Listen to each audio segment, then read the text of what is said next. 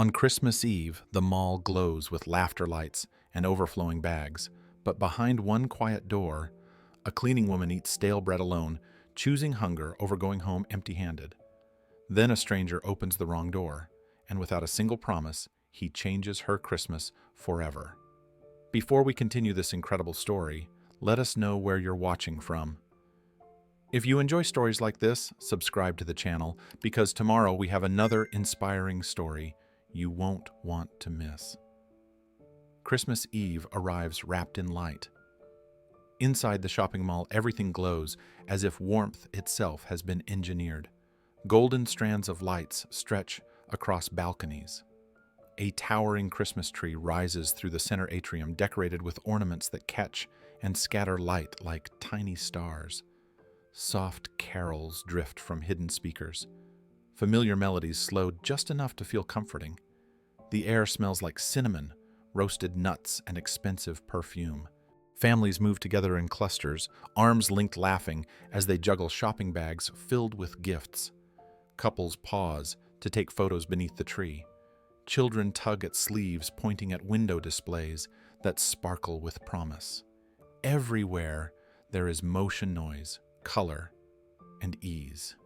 Christmas feels loud here. It announces itself boldly without hesitation. People are generous with smiles. Strangers brush past one another without apology, too distracted by excitement to notice collisions. Credit cards slide easily across counters. Wrapping paper crinkles. Store employees wish everyone a Merry Christmas in practiced, cheerful voices. The mall feels like a place where worries have been temporarily suspended, where the world has agreed for just one night to believe everything will be fine. Time itself seems softened by the glow. Even exhaustion looks romantic under this kind of light. But then there is a door. It sits just beyond a row of luxury storefronts, painted a dull gray, unmarked, except for a simple sign that reads "Staff Only." No lights frame it, no music reaches it directly. People pass by without seeing it, even though it is always there. The door opens, and the sound of the mall fades as if someone has turned a knob slowly to silence. The warmth does not follow. Inside, the space is small and plain. Fluorescent lights buzz overhead, casting a flat, colorless glow. The air is colder here, sharper. The walls are bare. A metal table sits in the center, scratched from years of use. Plastic chairs are pushed in unevenly. This room was never meant for celebration. It exists only to give tired bodies somewhere to sit for a few stolen minutes. At the table sits a middle-aged cleaning woman. She is still wearing her coat zipped up, though she is indoors. Her gloves are folded carefully beside her, as if she does not trust the room to keep them safe. Her hands rest on the table, rough and red from chemicals and cold water. In front of her is a small piece of bread, slightly stale, torn in half instead of cut. She eats slowly, not savoring, not complaining, just chewing, swallowing, waiting. A half-empty thermos sits near her elbow, the metal dulled from years of use. Whatever warmth it once held has long since faded. She looks at the clock on the wall. It ticks loudly in the quiet room. She does not sigh. She does not frown. There is no anger on her face, only resignation, the kind that comes from doing this too many times to be surprised by it. Outside, Christmas is happening at full volume. In here, it barely whispers. She should be home. She knows that. Christmas Eve is supposed to mean warmth, family, small traditions that cost nothing but time. But she stays seated because going home tonight would mean empty hands. It would mean seeing the question in her children's eyes before they even ask it. It would mean explaining something she has already explained too many times this year. So she chooses this room instead. She chooses silence over disappointment. The contrast hangs heavy in the air. Two versions of Christmas exist only a few steps apart, separated by a thin wall and a door no one notices. One shines brightly, overflowing with comfort. The other survives quietly, asking for nothing, unseen by almost everyone. And the question lingers unspoken, but impossible to ignore. How can Christmas feel so full for some and so empty for others in the very same moment? The cleaning woman finishes the last bite of bread, and wraps the remaining crumbs carefully in the paper it came in, as if wasting even that would be a mistake she cannot afford. She twists the lid of the thermos, takes a small sip, and sets it back down. The liquid is lukewarm now, but she drinks it anyway. Habit has taught her not to expect comfort where none is promised. She glances at the clock again. Each second sounds heavier than the last, echoing off the bare walls. Time moves differently in rooms like this. It does not rush, it drags. Outside, unseen through the thick walls, laughter swells. A child squeals with excitement somewhere near the atrium. A bell rings as another store closes a sale. The contrast presses down quietly, not sharp enough to hurt all at once, but steady enough to wear someone thin. The woman shifts in her chair and rubs her hands together for warmth. Her coat stays on. The room never quite heats up no matter how long you sit here. She thinks of her children without letting herself fully picture their faces. Thinking too clearly would make it harder to stay. She tells herself this is temporary. Just tonight, just until the shift ends. She will go home later, after they are asleep, after Christmas morning has already begun without her. That way, she can smile when they wake up, pretend the timing was normal, pretend this was a choice, not a sacrifice. Her name does not matter here. In this room, she is just another uniform, another person whose work keeps everything else clean and shining. She wipes up spills without being seen. She empties trash cans overflowing with evidence of other people's abundance. Earlier that morning, she had knelt on the polished floor near a coffee shop, carefully blotting a puddle left by a distracted customer. She had done it quickly, quietly, with the same efficiency she brings to everything. No one thanked her. No one needed to. That is how it usually goes. She stands and walks to the small sink at the back of the room, rinses her hands and dries them on a paper towel so thin it barely absorbs anything. She throws it away, smooths her coat, and sits back down. The routine is familiar, predictable, safe in a way. Hope is riskier. For a moment she closes her eyes, not to pray, not to wish, just to rest them. The fluorescent light is harsh, unforgiving. When she opens her eyes again, she exhales slowly and looks toward the door. The gray door remains closed, solid, indifferent. It does not promise anything beyond what it already gives. Separation. Silence. What she does not know, what she could not possibly expect, is that this door will not stay closed tonight. That someone from the loud, glowing world outside will open it by mistake. That a life moving comfortably through Christmas will cross paths with a life enduring it quietly. She does not know that the smallest interruption can sometimes become the most meaningful moment of all. For now she waits, alone at a metal table, in a room forgotten by celebration, while Christmas shines just a few steps away, unaware that one wrong door is about to change everything. The mall continues to pulse on the other side of the wall, alive with music and motion, completely unaware of the stillness tucked behind it.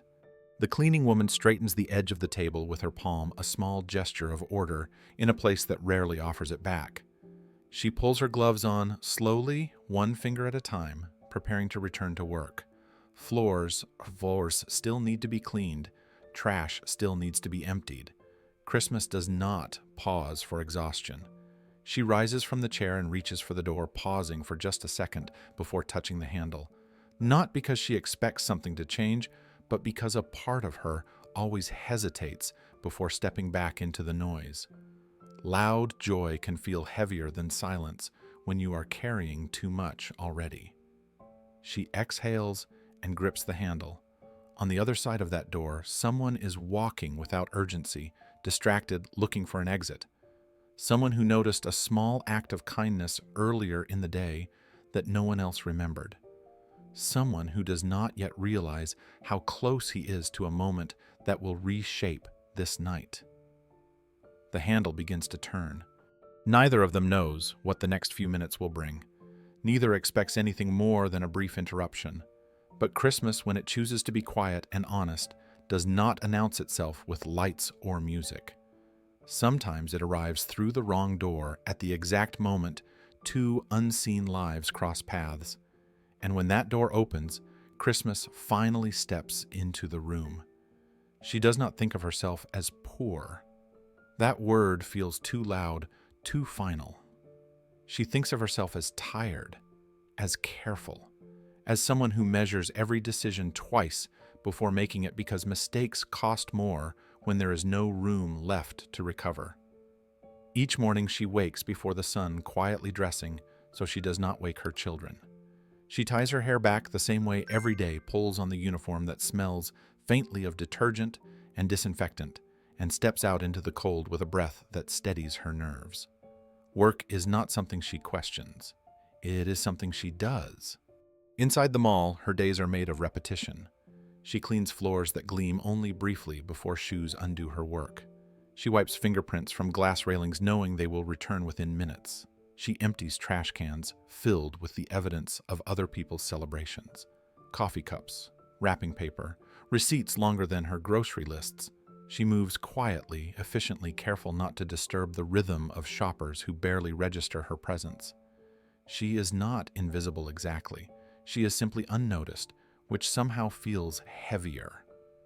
She has learned to take pride in small things.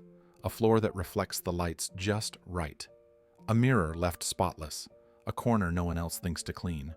These details matter to her, even if no one ever says so.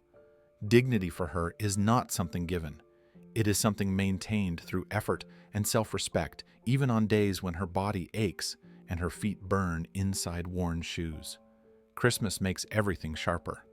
The mall transforms into a place of wonder for others, but for her, it becomes a reminder of distance. She watches children tug their parents towards displays, their faces bright with expectation. She hears conversations about dinners, travel plans, gifts hidden in trunks. She smiles when people smile at her, because kindness, even brief, still counts. But each smile carries weight. Each cheerful exchange asks her to perform joy while quietly swallowing the cost of it. She thinks about her children constantly, though she rarely allows herself to linger on the thought. Thinking too long makes her chest tighten. They are good kids. They understand more than she wishes they did. She has learned to say no gently, to explain delays without sounding like excuses. But Christmas is different. Christmas is when children expect something to appear, something magical, something that proves the world noticed them this year. She does not know how to explain absence wrapped in good intentions. That is why she stayed in the break room tonight. Not because she wanted solitude, but because she needed distance. Going home without presents felt worse than staying away. In that small, cold room, she does not have to pretend. She does not have to answer questions.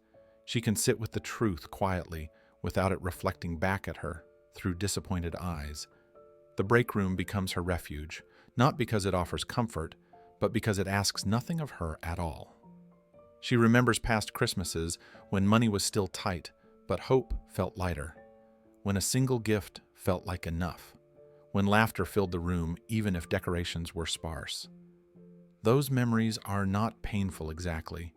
They are just far away. Now hope feels expensive, like something she cannot afford to carry without risking everything else. So she focuses on what she can control: work, routine, endurance, and loving her children the best way she knows how, even when it means choosing absence over heartbreak. There was a time when Christmas meant improvisation instead of fear. She remembers wrapping small gifts in newspaper, tying them with string, watching her children's faces light up anyway. Back then, she believed effort could make up for lack. That love, when stretched carefully, could cover any shortfall. Those years were not easy, but they felt possible. She could see a future forming even if it arrived slowly. Now the future feels like something that must be guarded, cautiously handled only in small portions, so it does not slip away. Her days have grown heavier as costs have risen and opportunities narrowed. Rent arrives like a deadline she can never quite outrun. Groceries require calculation instead of choice. Every unexpected expense feels like a small disaster waiting to happen. She does not complain about it. Complaining does not change numbers. She adjusts. She adapts. She cuts corners in ways that only parents know how to do, taking less so her children can have more. She eats smaller portions. She delays replacing worn shoes. She tells herself she does not mind. At work, she keeps her head down. There is comfort in routine. The steady rhythm of cleaning gives her something solid to hold on to. When the mall is busiest, she works faster, more focused. When it quiets late at night, she slows, allowing her thoughts to wander just enough to remind herself why she keeps going. Her children's faces appear in her mind unfiltered by worry. That is usually enough to push her through another shift. Christmas Eve, though, disrupts even her strongest routines. The joy around her feels amplified, almost theatrical. Every decoration seems designed to emphasize contrast. She catches herself pausing more often, her gaze lingering on moments she usually passes by without thought. A father lifting his daughter so she can touch an ornament. A couple laughing over spilled hot chocolate. A group of friends exchanging gifts without counting the cost. These scenes do not make her bitter. They make her tired, in a different way. She does not envy them. Envy would require energy she no longer has. What she feels instead is a quiet ache, a sense of being just outside something she once belonged to. She reminds herself that love does not disappear because money is tight, that her children are fed, safe, cared for. These truths matter. She repeats them like a mantra when doubt creeps in. Still, guilt has a way of slipping past logic. It whispers at night, asking if she could have done more, chosen differently, worked harder. She answers those questions with silence. Silence is safer. It allows her to keep moving forward without getting lost in what cannot be changed. That is why the break room feels strangely honest to her. It does not pretend to be anything else. It is not decorated. It does not glow. It simply exists, offering a chair and a moment of stillness. In that space, she is allowed to be exactly who she is. A woman doing her best, a mother caring more than she lets on, someone who believes in responsibility more than miracles, because miracles have always felt like something meant for other people. She does not know that this belief is about to be challenged. For now, she gathers herself ready to return to work. Floors will need cleaning again. Glass will need wiping. Christmas will continue loud and bright just beyond the door, and she will keep moving through it quietly, unaware that being seen is sometimes the most unexpected gift of all. As she prepares to leave the break room, she pauses once more, resting her hand on the back of the chair. Her body feels heavier than it did when she sat down, not from the work, but from the weight she carries quietly every day. She tells herself that tomorrow morning will still come, that her children will wake up expecting breakfast, warmth, reassurance. She will give them what she can. She always does. Love, after all, is something she has never run out of, even when everything else feels carefully rationed. She straightens her coat and takes a breath meant to steady her heart. There is no room for self-pity. She has learned that early. Life does not respond to it. What life responds to is endurance, showing up, doing what must be done even when no one is watching. That belief has carried her through more nights than she can count. As she reaches for the door, she thinks again of her children, not of their disappointment, but of their resilience. They laugh easily, they forgive quickly, they still believe tomorrow can be better than today. She hopes that belief stays with them longer than it stayed with her. She hopes they remember her not for what she could not give, but for the way she never stopped trying. The break room light hums overhead, indifferent but steady. She turns it off as she leaves, plunging the room into darkness. For a moment, everything is quiet, honest, real. Then she opens the door and steps back towards the glow of the mall, back into the world where Christmas is loud and relentless. She does not know that this small, unseen pause in her night is the last moment she will spend entirely unnoticed. She does not know that the life she has been carrying alone is about to be gently shared. She only knows that she must keep going. And so she steps forward, unaware that someone for the first time in a long while is about to truly see her. Keanu Reeves moves through the mall without drawing attention. There is nothing about him tonight that asks to be noticed. He wears a simple dark jacket, jeans worn soft with age, shoes chosen for comfort rather than style. His hands are in his pockets as he walks, shoulders relaxed, posture unhurried. People pass him without a second glance. A few sense something familiar but cannot place it, and the moment slips away as quickly as it comes. He blends in easily the way he prefers. The mall is crowded now, fuller than it was earlier in the day. The noise has thickened into a constant hum of voices, music, footsteps, and laughter. Keanu navigates it calmly, stepping aside when families rush past, pausing when children dart unpredictably between adults. He is present but not absorbed by the spectacle. His eyes move slowly, taking in details most people miss when they are distracted by lists and deadlines. Earlier that morning, he had stopped near a small coffee stand by one of the main entrances. He remembers it clearly, not because it mattered, but because it interrupted his rhythm. Someone had bumped into him from behind, distracted, apologetic, already moving on. The coffee spilled across the polished floor, spreading quickly. Keanu had stepped back instinctively, murmuring that it was fine, that it did not matter. He had crouched, slightly unsure whether to help, unsure whether he would get in the way. That was when he noticed her. She moved toward the spill, without urgency, but without hesitation. No sigh, no visible frustration. She knelt, carefully blotting the liquid with practiced motions, her focus steady and precise. She did not look up. She did not check to see who had caused it. To her, the spill was not personal. It was simply part of the job. Keanu had thanked her quietly. She had nodded once, still not meeting his eyes, already moving to the next task. The moment had lasted seconds. For everyone else nearby, it had not existed at all. But Keanu remembered her hands, the way they moved, the way she carried herself. There was a calm there that caught his attention, not because it was extraordinary, but because it was rare. He had walked away thinking about how many small acts of effort pass without acknowledgement every day. Now, hours later, that memory returns uninvited as he weaves through the crowd. He is not searching for her. He is not searching for anything in particular. He is simply walking, letting his thoughts drift as the mall prepares to close. He feels oddly detached from the energy around him. The abundance, the urgency, the performance of joy all feel distant, like something observed through glass. Keanu has always been more comfortable in the margins.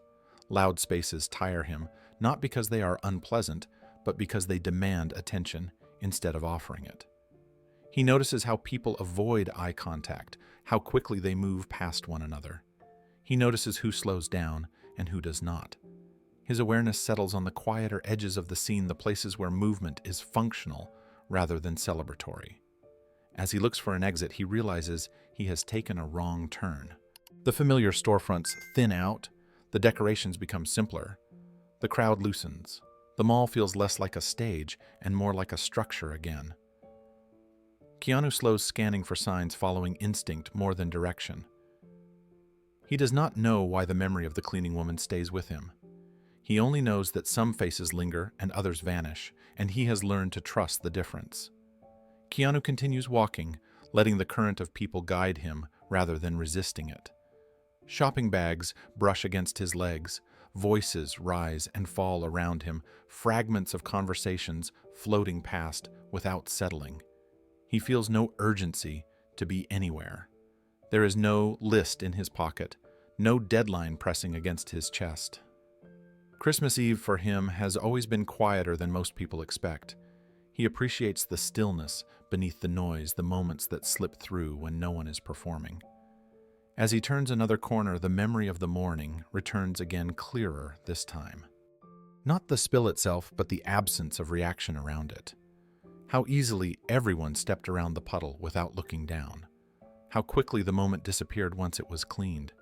Keanu remembers thinking how strange it was that effort could erase itself so completely. The cleaner did her job so well that it left no trace, no inconvenience, no reminder that it ever happened. And so, no one remembered her. No one except him. He has lived long enough to recognize patterns like that. The people who carry the most weight often do so quietly. They do not announce their struggles. They do not ask to be noticed. They simply keep things moving so others do not have to think about them. Keanu has always felt a pull toward those people not out of guilt or obligation, but out of respect. There is something grounding about presence without performance. The mall lights reflect faintly off the polished floor as he walks. He watches his own reflection blur and stretch beneath him, distorted by motion. He thinks about how easily people disappear into roles: shopper, worker, stranger. Labels make it easier not to look closer. He wonders how many stories are moving past him right now, wrapped in uniforms or winter coats, carrying histories no one will ever ask about. He stops near a directory map, pretending to read it while his thoughts settle. He is, in truth, a little lost. The exits are farther apart than he expected. The mall has been rearranged for the holidays, temporary walls and decorations altering familiar paths. Instead of feeling frustrated, he lets himself wander. Getting lost, he has learned, often leads somewhere more honest. His attention drifts again to quieter corners, to the service hallways branching off the main paths, to the subtle shifts in lighting and sound that mark where celebration ends and labor continues. These are spaces most people ignore unless they work here. Keanu notices them instinctively, the way he notices people who step aside to let others pass, or who clean up messes that are not theirs. As he turns down another corridor, the crowd thins noticeably. The carols fade, replaced by the low hum of machinery and distant footsteps. He checks his phone briefly, then slips it back into his pocket. There is no message waiting that requires his attention. For once, nothing is pulling him forward except curiosity.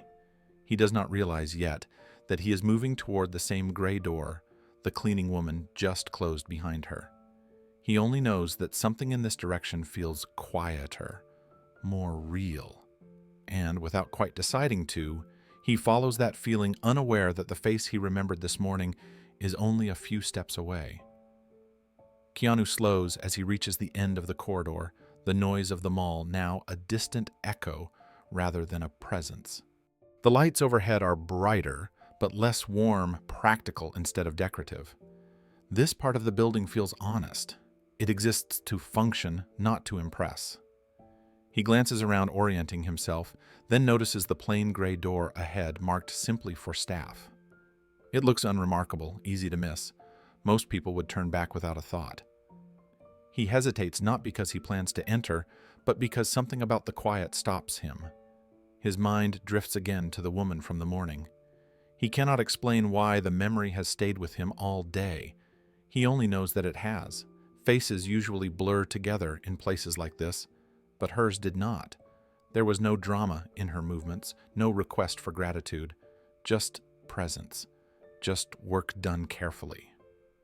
Keanu reaches for the door, assuming it might lead to a hallway or an exit tucked away from the crowds. He expects nothing more than a wrong turn, a brief apology, a step back into the noise. His hand closes around the handle. The metal is cool beneath his palm. On the other side, a woman is preparing to return to her shift, carrying a life no one sees. On this side, a man stands surrounded by abundance, still feeling something missing he cannot quite name. The handle turns, and in that small, ordinary moment, two separate paths quietly align, setting in motion a Christmas that will no longer belong to only one of them. The door opens quietly, without drama, without warning. One moment the mall still breathes faintly behind Keanu, and the next the sound cuts off completely. The laughter, the music, the hum of voices vanish as if switched off. He steps forward automatically, then stops. The space is smaller than he expected, plainer. The light is sharp and flat, nothing like the glow he just left behind. Keanu freezes for half a second, immediately aware that he does not belong here. The staff break room is still. Too still. A metal table sits in the center. A few plastic chairs line the wall. A clock ticks loudly, marking time, with no concern for mood or meaning. The air is colder than the mall, stripped of scent and softness. This is not an exit. This is a place meant to be unseen. Across the room, the cleaning woman looks up. The movement is instinctive. Her shoulders tense. Her eyes widen slightly, not in fear, but in embarrassment. Her hand moves at once, pulling the paper with the bread closer to her, folding it in on itself, as if she has been caught doing something wrong. The gesture is quick, practiced, protective. For a moment, neither of them speaks. Keanu lifts his hand slightly, palms open, a reflex of apology. He takes a step back, already preparing to retreat. "I'm sorry," he says softly, his voice lower than the room requires. "I thought this was the way out." His tone carries no authority, no impatience, just acknowledgement. The woman nods once quickly. She does not answer right away. She is still processing the interruption, still adjusting to the sudden presence of someone from the other side of the wall. Her eyes flick briefly to the door, then back to him. She does not ask who he is. She does not tell him to leave. She simply waits, unsure what is expected of her. The silence stretches awkward in the most human way. Not charged, not meaningful yet. Just two people unsure of the next step. And then Keanu recognizes her. It is not her face exactly, but her posture. The way she sits slightly forward, as if ready to rise at any moment. The way her hands rest on the table, careful not to take up space. The memory from earlier clicks into place. The coffee spill, the quiet efficiency, the lack of complaint. He sees it all again in an instant. "You cleaned up my coffee this morning," he says gently, not as a reminder, but as a connection. Her eyes flicker with recognition. She nods again, smaller this time. "Yes?" she replies, her voice barely above the hum of the lights. That is all she says. No explanation, no elaboration. The moment does not require more. Keanu does not smile broadly. He does not turn it into a story. He simply nods back. "Thank you," he says. It sounds sincere, unpracticed. He glances around the room, taking in the bare walls, the metal table, the thin paper wrapping on the bread she tried to hide. He notices her coat, still on, zipped to the top. He notices the thermos. He notices the clock. None of it feels accidental. He hesitates, shifting his weight slightly, still standing in the doorway. He could leave now. He probably should. The apology has been made, the mistake corrected. But something holds him there, something heavier than curiosity. The room carries a quiet that feels intentional, as if it has been chosen rather than assigned. "I didn't mean to interrupt," he says again, slower this time. She shakes her head faintly. "It's okay," she answers. And the words are polite, but they are not convincing. The pause returns longer now, less awkward, more aware. Two people standing at the edge of something neither planned. And for the first time that night, Christmas feels very far away. Keanu remains where he is, half inside the room, half out, as if stepping fully forward would require a decision he has not yet made. The woman watches him carefully now, her embarrassment softening into guarded curiosity. She straightens the paper around the bread, then places her hands flat on the table, empty, visible. The gesture is subtle, unconscious, a way of signaling she has nothing to hide, even though she felt the need to hide it a moment ago. "I'll get out of your way," Keanu says, nodding toward the door behind him. He takes a small step back, giving her space. "I didn't realize this was a staff area." She nods again, more slowly this time. "It's fine," she repeats. Her voice is steady, practiced. She has learned how to make discomfort disappear quickly. It is part of the job, part of life. She is used to people entering her space briefly, accidentally, then leaving without ever really seeing it. But Keanu does not leave right away. He glances once more around the room, then back at her. There is no judgment in his eyes, no curiosity that feels invasive, just attention, real, unhurried attention. It unsettles her more than the interruption itself. Being ignored is familiar, being noticed is not. She shifts in her chair. "I'll be heading back out in a minute," she adds, as if reassuring him that she is not taking a break she does not deserve. Keanu hears the explanation beneath the words. He nods, understanding without pressing. "Take your time," he says. "I can wait. The offer is simple." It is not framed as generosity. It is not dramatic. It is just permission quietly given. She studies his face for a moment, trying to place him, trying to decide if this is safe. He looks tired but not burdened, calm but not distant. He does not rush the silence. He seems comfortable inside it. The clock continues ticking. The fluorescent light hums overhead. The room feels smaller now, not because of his presence, but because of the awareness between them. She clears her throat softly. Long day, she says, more to fill the space than to complain. Keanu nods. It looks like it. That is all he says. He does not ask why. He does not follow up. He allows the statement to exist without needing explanation. The restraint surprises her. Most people ask questions that feel like obligations. His does not. Another pause settles, but this one feels different. It is no longer awkward. It is tentative, careful, like the first step onto thin ice. She relaxes just enough to lean back slightly in her chair. Her shoulders drop a fraction. She exhales slow and quiet. Keanu notices. He notices everything, but he does not comment on it. He remains standing, hands loosely at his sides, giving her the choice to continue or not. The balance matters to him. He does not want to take something she did not offer. "I'll just sit for a minute," she says, finally surprising herself as much as him. She gestures vaguely to the table, as if justifying the decision. "Of course," Keanu replies immediately. "Please." He steps fully into the room now, but he does not sit. Not yet. He stays standing near the door, as if reminding her that he can leave at any moment. The mall feels impossibly far away. The glow, the music, the abundance all fade into something abstract. Here, there is only this room, this pause, and two people who did not expect to share it. And for the first time, the silence between them does not feel empty at all. Keanu finally pulls one of the plastic chairs back and sits slowly, carefully, as if afraid of breaking the fragile balance of the moment. He does not sit across from her. He chooses the side, leaving space between them, not distance. Choice. The room feels different now, altered not by words, but by presence. Neither of them speaks right away. The clock continues its steady ticking. The fluorescent light hums on, indifferent. Yet something has shifted. The woman no longer feels the urge to hide her hands. She lets them rest on the table, fingers relaxed. Her breathing evens out. Keanu looks at the table, at the worn edges, then back up at her. "I won't stay long," he says quietly, not as an excuse, as reassurance. She nods, accepting the terms without question.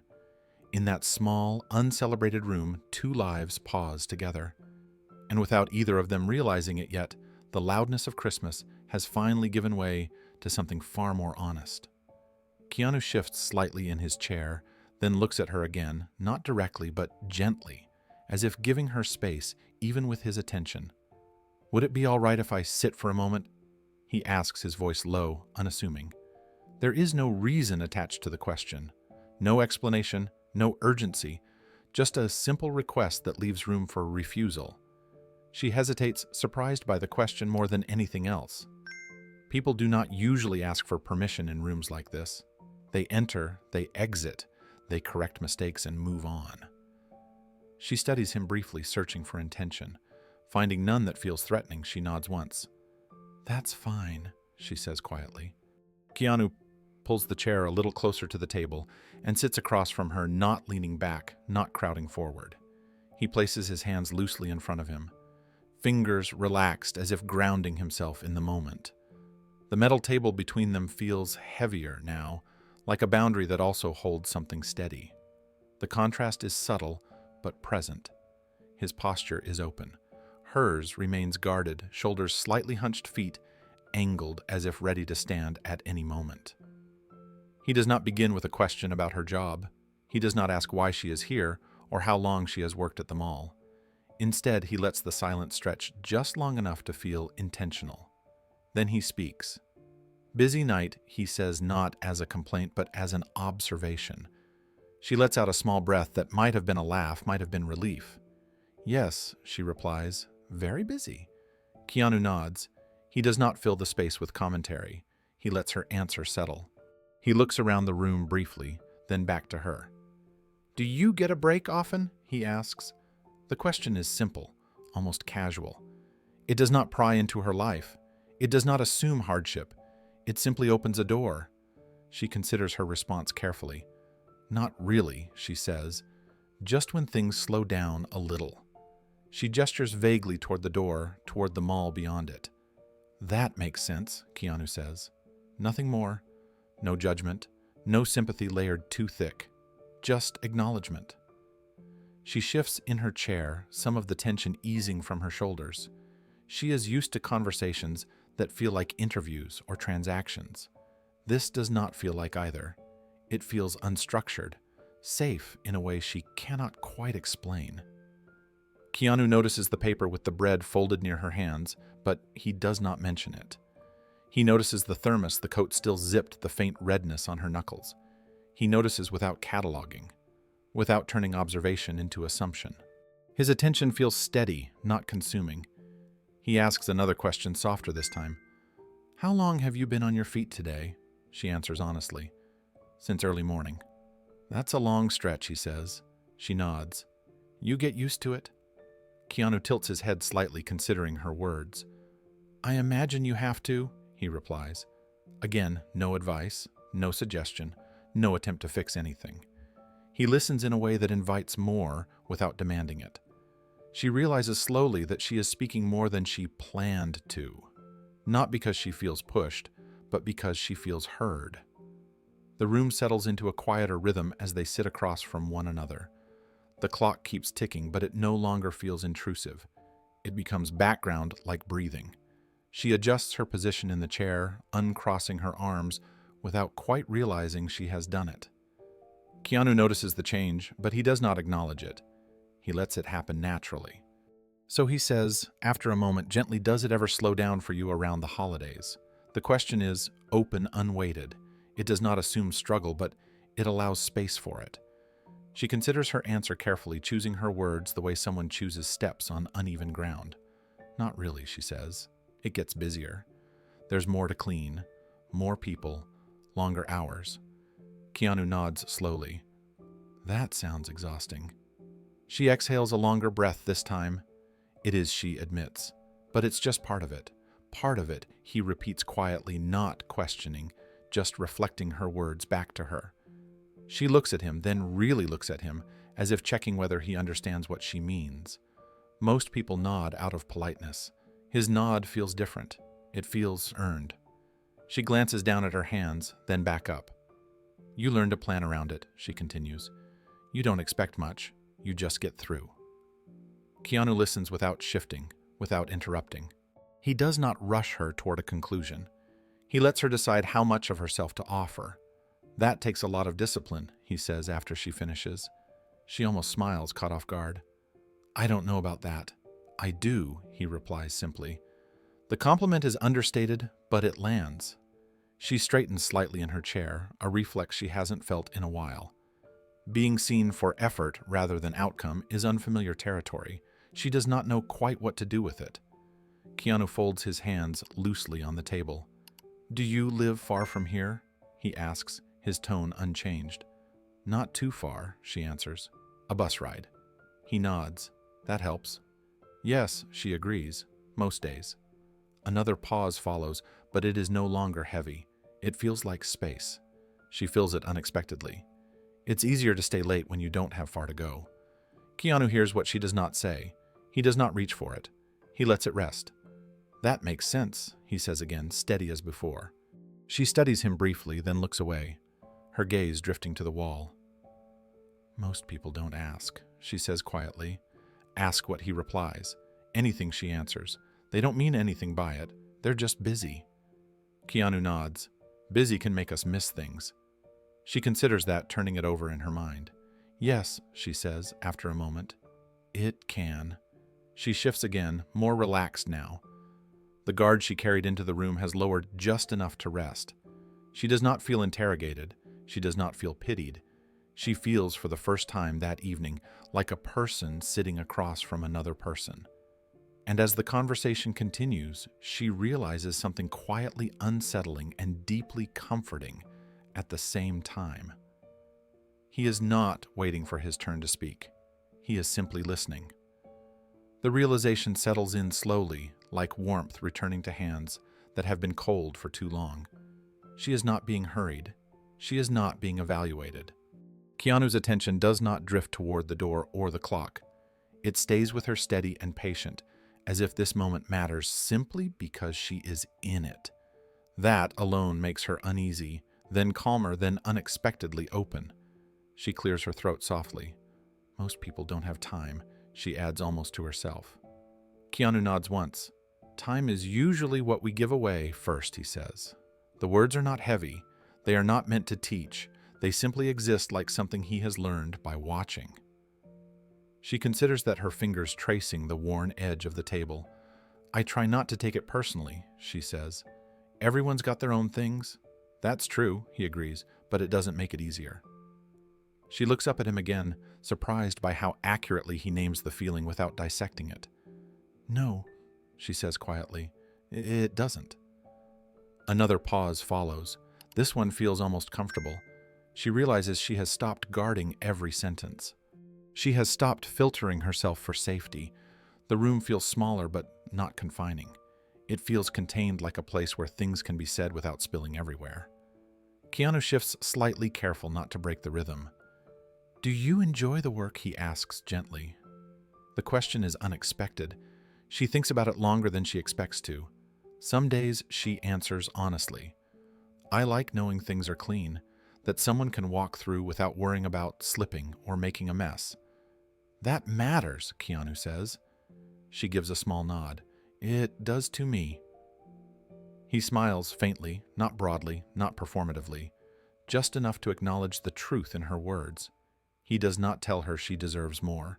He does not suggest alternatives. He does not frame her life as something that needs correcting. He treats it as something that exists, something worthy of respect. For the first time that night, she feels a subtle loosening inside her chest. Not relief, not hope exactly. Just a sense of being met where she stands. She glances at the clock again, then back at him.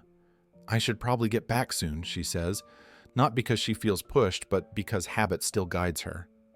Keanu nods. Of course. He does not argue. He does not linger unnecessarily. His presence has never demanded more than she was willing to give. As she rises from the chair, she realizes something quietly remarkable. In all the conversations she has had today, this is the only one where she did not feel invisible. And that realization stays with her as she prepares to step back into the noise, unaware that this simple act of being heard has already shifted something neither of them can undo. She remains standing for a moment after saying she should return to work, her hand resting lightly on the back of the chair. Something keeps her from moving right away. The words have already started forming in her chest, pressing gently, asking for space. She sits back down slower this time, no longer rushed by habit, alone.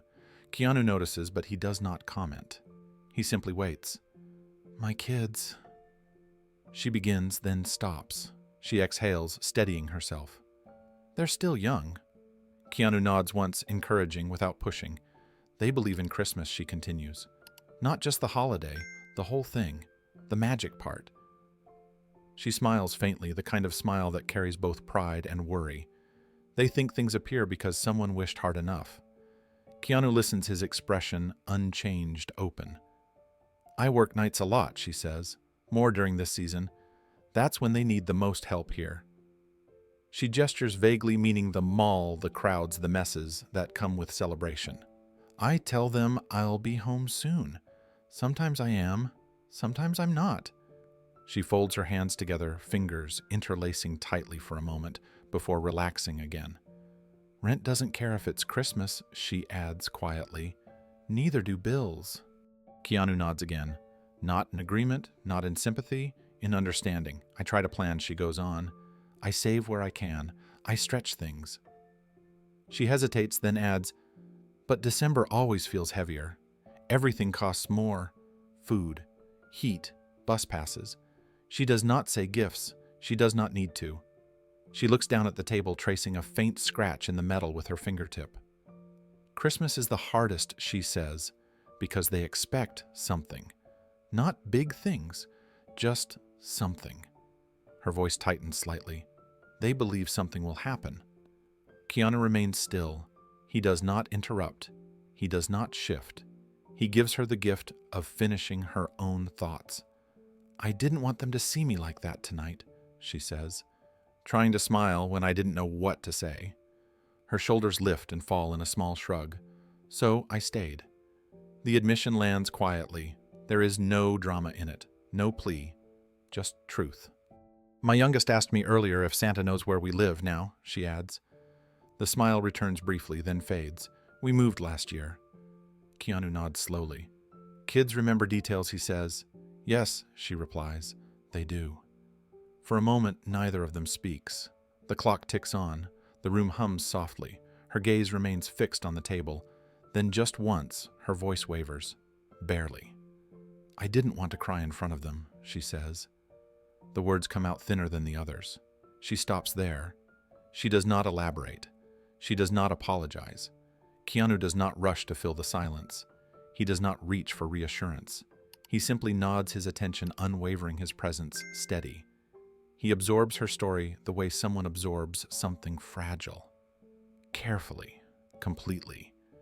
And in that quiet acceptance, she feels something loosen inside her, just enough to continue. She takes a breath deeper than before, and this time she does not rush the next words.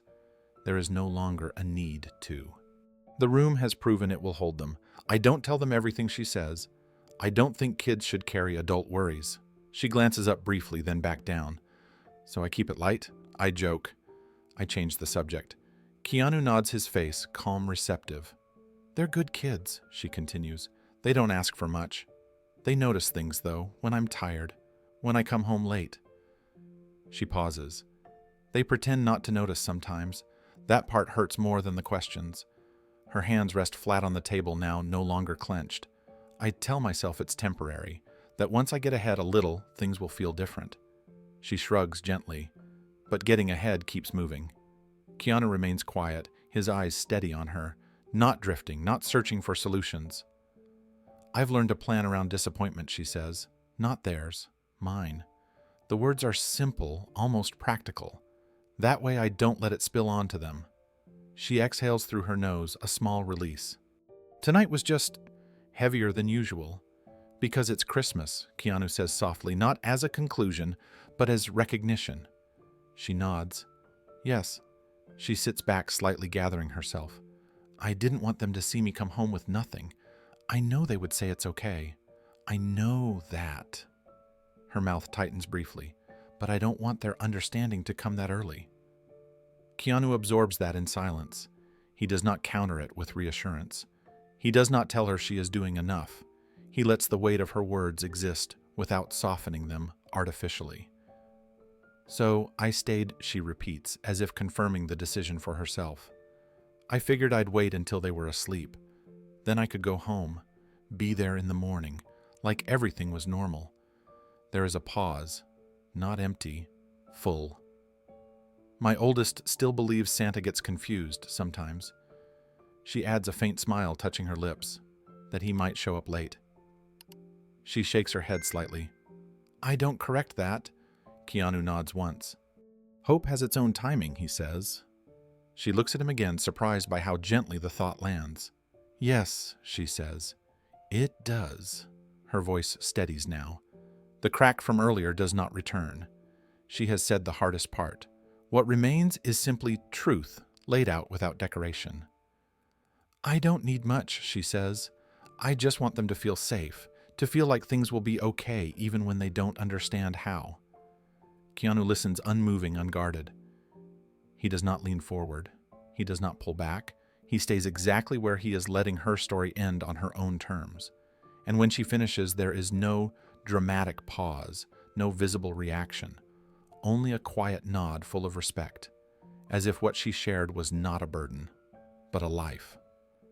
She falls quiet after that, not because she has run out of words, but because she has reached the edge of what she intended to say. The room holds the silence without resistance. She waits for something she has learned to expect. Advice, encouragement, reassurance that feels too big for the truth she just shared. None of it comes. Keanu simply nods again slowly, as if acknowledging something sacred rather than something broken. His face does not tighten with pity. His eyes do not soften in a way that feels dismissive. He receives her story the way one receives a fragile object without trying to reshape it. That's a lot to carry, he says quietly. It is not a statement meant to comfort. It is a statement meant to name reality. She exhales, the tension in her shoulders easing just a fraction. It is, she admits. Saying it out loud feels strange. She is not used to agreeing with that thought. Another pause follows. This one feels settled, complete. She looks at the clock again, then back at him. I should really get back, she says, though there is less urgency in her voice now. The words are habit more than necessity. Keanu nods. Of course. She stands smoothing her coat, then hesitates. Thank you, she says, unsure exactly what she is thanking him for listening. He rises as well, not abruptly matching her pace.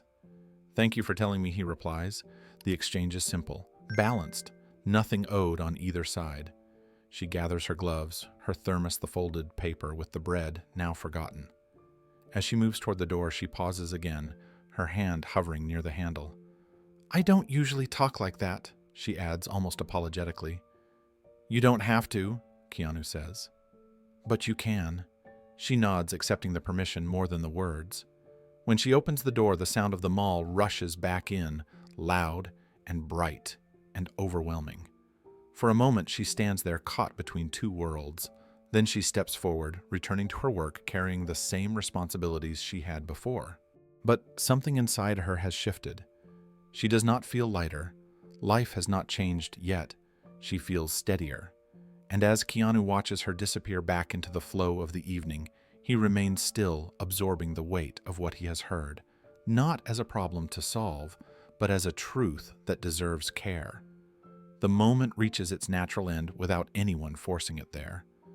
The woman has already stepped back into the noise of the mall, her figure absorbed quickly by movement and color. The break room feels emptier now, but not hollow. Keanu remains standing for a few seconds longer, his hands resting lightly on the back of the chair he'd just left. The clock continues ticking. The fluorescent light hums.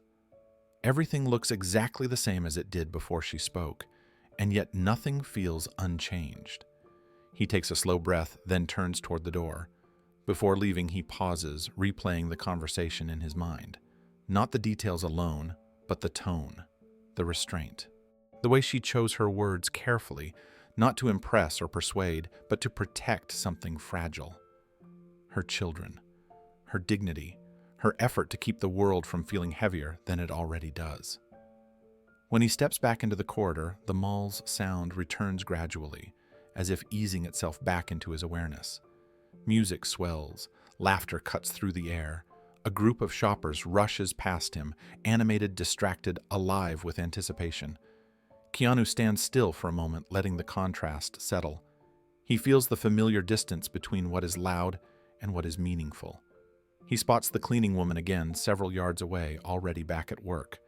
She moves with the same quiet efficiency he noticed earlier that day, pushing her cart, wiping down a railing smudged with fingerprints.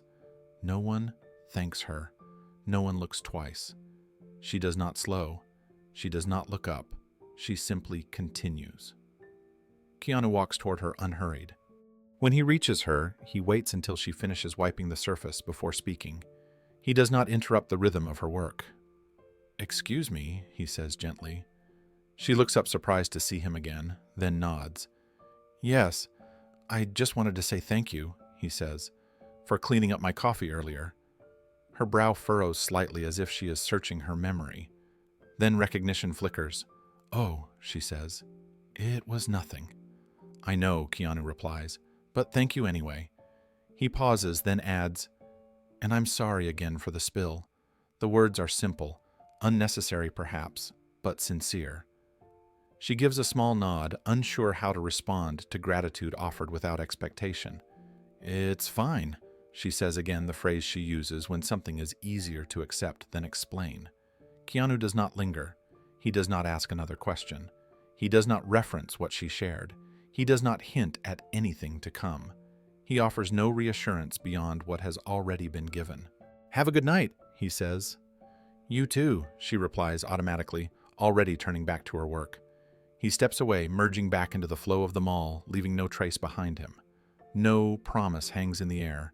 No dramatic exchange marks the moment as important. To anyone watching it is nothing more than a polite interaction between two strangers. But inside Keanu, something has settled. Not urgency, not guilt, alignment. He has always trusted that feeling. It is the quiet recognition that action is needed not because something is broken, but because something matters. He does not rush. He does not calculate how it will look. He simply knows that what comes next should be done carefully, privately, and without drawing attention. As he continues toward the exit, his path feels clearer, even though nothing visible has changed. The mall remains bright. Christmas continues loudly around him, but his focus has shifted inward toward intention rather than noise. Whatever he chooses to do, it will not be about saving anyone. It will be about honoring what he has seen. Keanu keeps walking, hands in his pockets, his pace steady and unhurried. The exit signs glow softly overhead, guiding him through corridors that feel less crowded now. The mall has not changed, but his awareness of it has sharpened. Every laugh, every bag swinging from an arm, every careless joy feels louder than before, not because it is wrong, but because it is complete. And he is thinking about someone whose night will not end with wrapping paper or photos. He does not replay her words with drama. He does not frame them as a story to be retold. He thinks instead about the pauses between her sentences, the way she chose honesty without asking for anything in return, the way she protected her children not only from hardship, but from seeing her break. That restraint stays with him. It mirrors something he recognizes in himself. Keanu has always believed that kindness loses its meaning when it becomes performance. He has learned over years of attention he never sought that the most important things are often done where no one is watching. This is not a lesson he announces. It is one he lives quietly over and over in small decisions that never make noise. As he approaches the main atrium again, he slows near the massive Christmas tree. People cluster around it, taking photos, laughing, adjusting scarves and coats. He steps aside, leaning against the railing, watching for a moment. The tree is beautiful, perfect even. But his thoughts drift elsewhere, to a small apartment where Christmas morning will arrive with uncertainty instead of excitement. He does not feel the need to act immediately. There is no rush in his chest, no dramatic urge to fix everything at once. What he feels is clarity, the kind that comes when action aligns with values instead of impulse. He knows what he will not do. He will not draw attention. He will not announce himself. He will not place her in a position where gratitude becomes obligation. He thinks about timing, about dignity, about the difference between help that empowers and help that overwhelms. He understands that real support often looks invisible from the outside. It feels like stability, like space to breathe, like one less fear waiting at the door. Keanu checks his phone again, scrolling briefly not for messages, but for information. A restaurant he trusts, a quiet place, somewhere warm, somewhere that does not advertise generosity, but simply offers it. He makes a mental note, then slips the phone back into his pocket. The decision forms fully now, not as a plan, but as a direction. It is not grand. It is not complicated. It is intentional. He will move carefully, thoughtfully.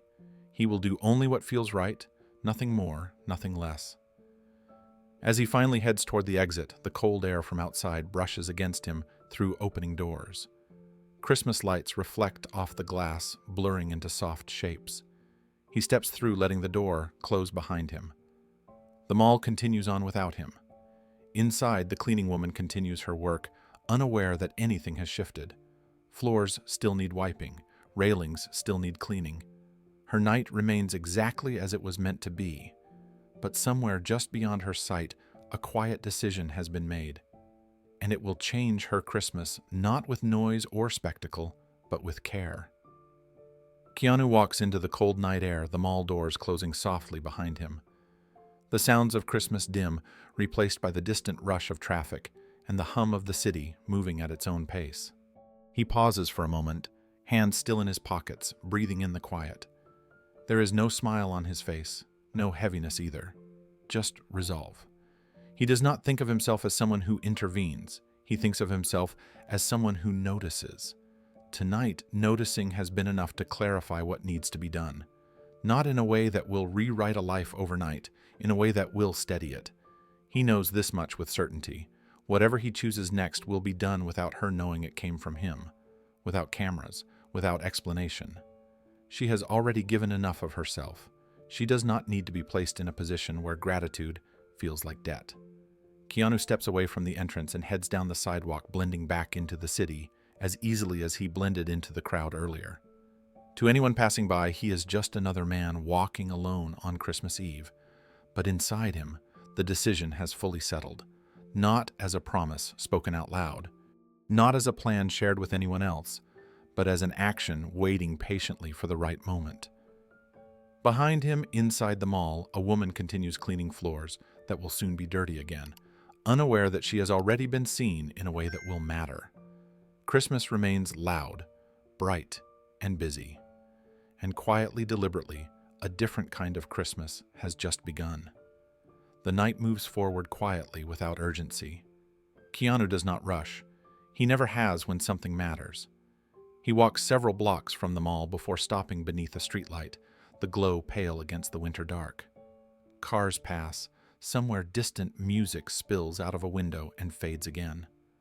Christmas continues loudly in 1,000 places, but here the city feels almost thoughtful. He pulls his phone from his pocket and scrolls with intention, not distraction. There are places he trusts, not trendy, not loud. Restaurants that understand privacy the way some people understand kindness without needing it. Explained. He selects one he knows well, a small place tucked away from crowds, warm without being ornate. A place where conversation matters more than spectacle. When he calls, his voice is calm, familiar. He does not mention names. He does not need to. He asks simple questions. Is there space tonight? Can a table be prepared quietly? Can a family be welcomed without attention? The answers come just as simply. Yes, of course, we can do that. Keanu explains only what is necessary. A woman, a child, they have had a long day. It is Christmas Eve. He does not say more. He does not need to. The person on the other end of the line understands the tone, even if they do not know the details. Some things do not require explanation to be honored. He thanks them and ends the call, slipping the phone back into his pocket. He stands there for a moment longer, letting the decision settle into action. Nothing about this feels dramatic. It feels precise, thoughtful, like placing something fragile exactly where it will not break. He does not think about money. He thinks about atmosphere, about how the room should feel when they walk in. He wants warmth without pressure, comfort without excess. No chandeliers, no forced cheer, just soft, light, quiet music, and the permission to exhale. As he walks, he considers timing. She will finish her shift soon. She will be tired. Her child will be waiting, likely already half asleep, used to nights like this. He does not want to disrupt their rhythm. He wants to offer something that feels like relief, not obligation. Keanu sends one brief message to a number he was given earlier through the mall's management, framed carefully so it does not alarm or confuse. A simple invitation. Dinner has been arranged nearby. No explanation of who arranged it. No pressure to accept. Just an offer written plainly, respectfully. He makes sure it reads as optional, not a summons. He imagines how she might read it, with caution, with suspicion. He understands that. He would feel the same. So he keeps it short, clear, human. As he continues toward the restaurant, he passes windows glowing with celebration. Tables crowded with friends, laughter spilling into the street. He does not resent any of it. He simply moves alongside it, doing something quieter, something that will never be noticed by the crowd. Inside the restaurant, staff move gently, preparing a corner table away from the center. A candle is lit, not for show, but for warmth. Plates are set carefully. No rush, no fanfare. The goal is not to impress, but to welcome. Keanu arrives early and speaks briefly with the manager, making sure everything is as it should be. He confirms one last thing. His name should not be mentioned. Not now, not later. This is important to him. The manager nods without question. Outside, the city keeps moving. Somewhere across town, a woman finishes wiping a railing, unaware that a quiet table is waiting for her. And for the first time that night, Christmas is being prepared, not with noise or expense, but with intention. He takes his seat not at the table meant for them, but nearby out of sight. He will wait. He always does. Time passes slowly inside the restaurant, measured not by clocks, but by small movements. A server straightens a chair. Someone adjusts the candle so it does not flicker too sharply. The room hums with low conversation, the kind that wraps around people instead of pressing into them. Keanu remains where he is, unobtrusive, present only enough to ensure things unfold as intended. He thinks again about the woman's hesitation earlier, about how carefully she weighed every word. He knows that accepting an invitation like this will not be easy for her. Kindness that comes without explanation can feel risky when life has taught you to expect strings.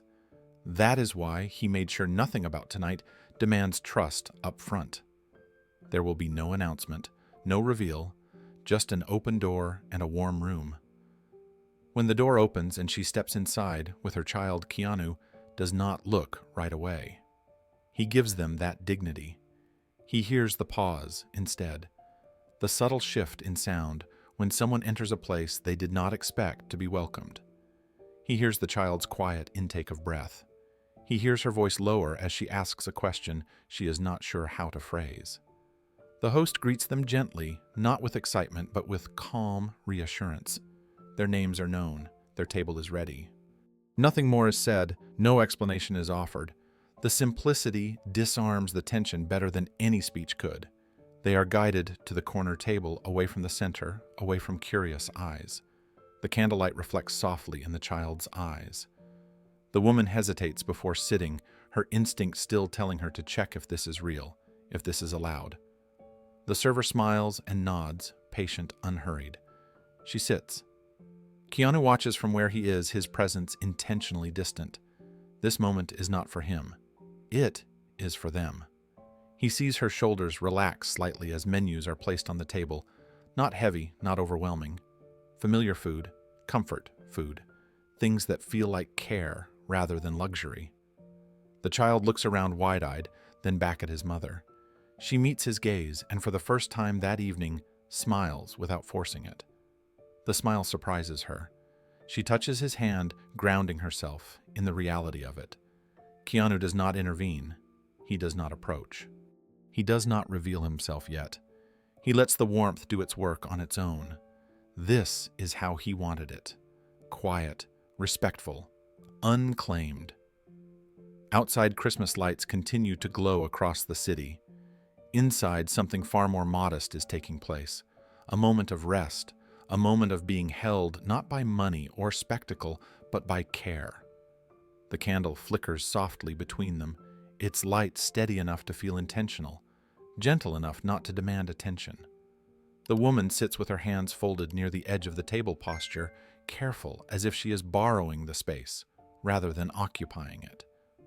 Her child sits across from her feet, swinging slightly beneath the chair, eyes wide as they take in the room. This place feels different from them all, quieter, slower. The noise does not rush at them. It waits. For the first time that evening, the child smiles. It is not loud or exaggerated, just a small, genuine smile that appears without effort, the kind that comes when something feels safe. The woman notices immediately. Her chest tightens, then loosens. She watches her child trace the rim of the glass, with one finger fascinated by the candle's reflection. The simple beauty of the moment catches her off guard. Menus rest unopened on the table. She hesitates to touch them, unsure if choosing freely is allowed. Years of measuring, of calculating, of second-guessing every expense have not faded just because the room is warm. She waits instinctively for direction. That is when Keanu approaches. He does not arrive with ceremony. He does not pull out a chair dramatically or announce himself. He simply steps into the edge of the light and asks softly, "May I?" She looks up surprised, then nods. "Yes," she says. He sits with them, not at the head of the table, not positioned as someone in charge. Just another chair, another person. His presence changes the shape of the moment, without overtaking it. The child looks at him curiously, then smiles again wider this time. Keanu meets the child's gaze easily.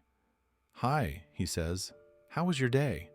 The question is simple, honest, not loaded. The child thinks for a moment. Long he answers, then adds, "But this is nice." Keanu smiles. "I agree." The woman watches the exchange, something unfamiliar stirring in her chest. Not gratitude, relief, the kind that comes when no one is asking her to explain herself. Food arrives gradually, warm plates placed gently on the table, nothing extravagant, just comfort. Familiar smells rise steady and grounding. The woman exhales without realizing she has been holding her breath. They begin to eat. Keanu asks the child what they like to do when they are not in school.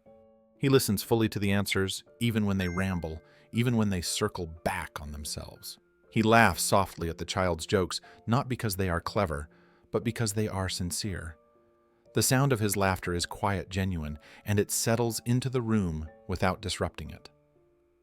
The woman eats slowly at first, still unsure if this is real, if it will disappear if she moves too quickly. She tastes the food, then takes another bite. Warmth spreads through her in layers. Not just physical warmth, something deeper, something she has been missing without naming it. Keanu does not ask about money. He does not reference the invitation. He does not explain why he is here. He simply stays, present, engaged, human. And as the minutes pass, the woman realizes something quietly astonishing. For the first time in a long while, she is not watching the clock. Conversation flows without effort, shaped by pauses rather than pressure. The child talks about school, about a drawing they made recently, about a wish they did not say out loud earlier that day. Keanu listens as if each word matters, nodding, asking small questions that invite more rather than redirecting the story. He never rushes the moment. He allows it to unfold at its own pace. The woman begins to relax in ways she does not immediately recognize. Her shoulders lower, her hands rest loosely on the table instead of gripping the edge. She leans back slightly in her chair, just enough to feel supported. She catches herself smiling at something her child says and does not immediately suppress it. The smile stays. She watches Keanu interact with her child and notices the absence of performance. There is no attempt to impress, no exaggerated warmth, just attentiveness, the kind that feels rare because it cannot be faked. It is not charity, it is companionship. At one point, the child asks Keanu what he likes about Christmas. The question is innocent, unguarded. Keanu considers it for a moment. "I like when things slow down," he says, "when people notice each other a little more." The woman feels the words land softly against her chest. She does not comment. She does not need to. As the plates empty and the candle burns lower, the room feels smaller, not because it is closing in, but because it is holding them. The woman glances around and notices how little she needs in this moment. No decorations, no gifts, just a table, warm food, and the sound of her child laughing quietly at something Keanu said. She realizes with a sudden clarity that almost brings tears that this is what she wanted Christmas to feel like. Not abundance, not proof, just presence. Just a reminder that she and her child are seen.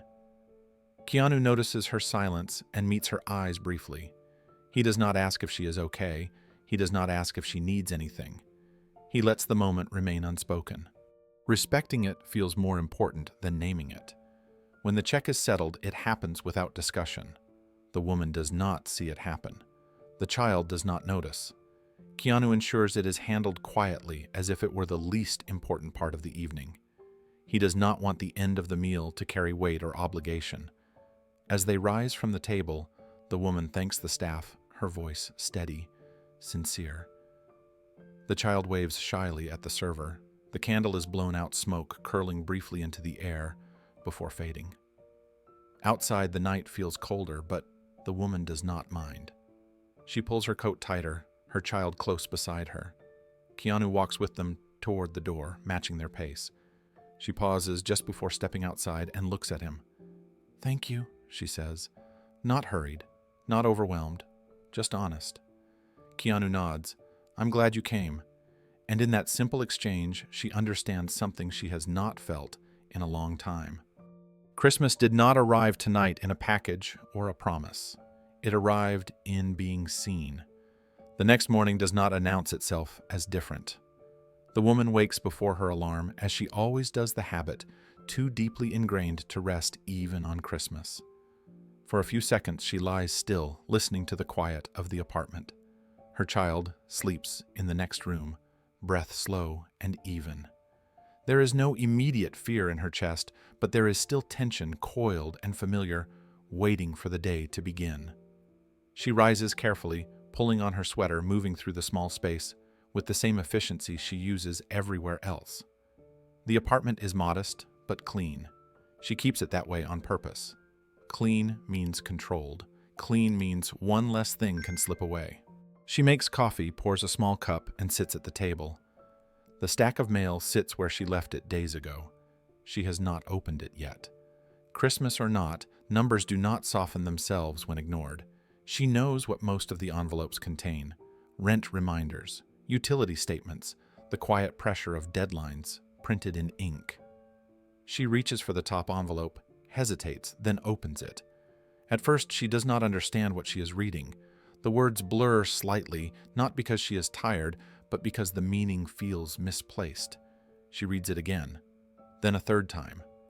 Her fingers tighten around the paper as the reality settles. 6 months. 6 months of rent paid in full. No explanation, no signature she recognizes.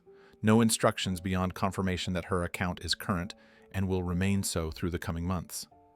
The letter is factual, almost plain. It does not congratulate her. It does not frame itself as generosity. It simply states what has been done.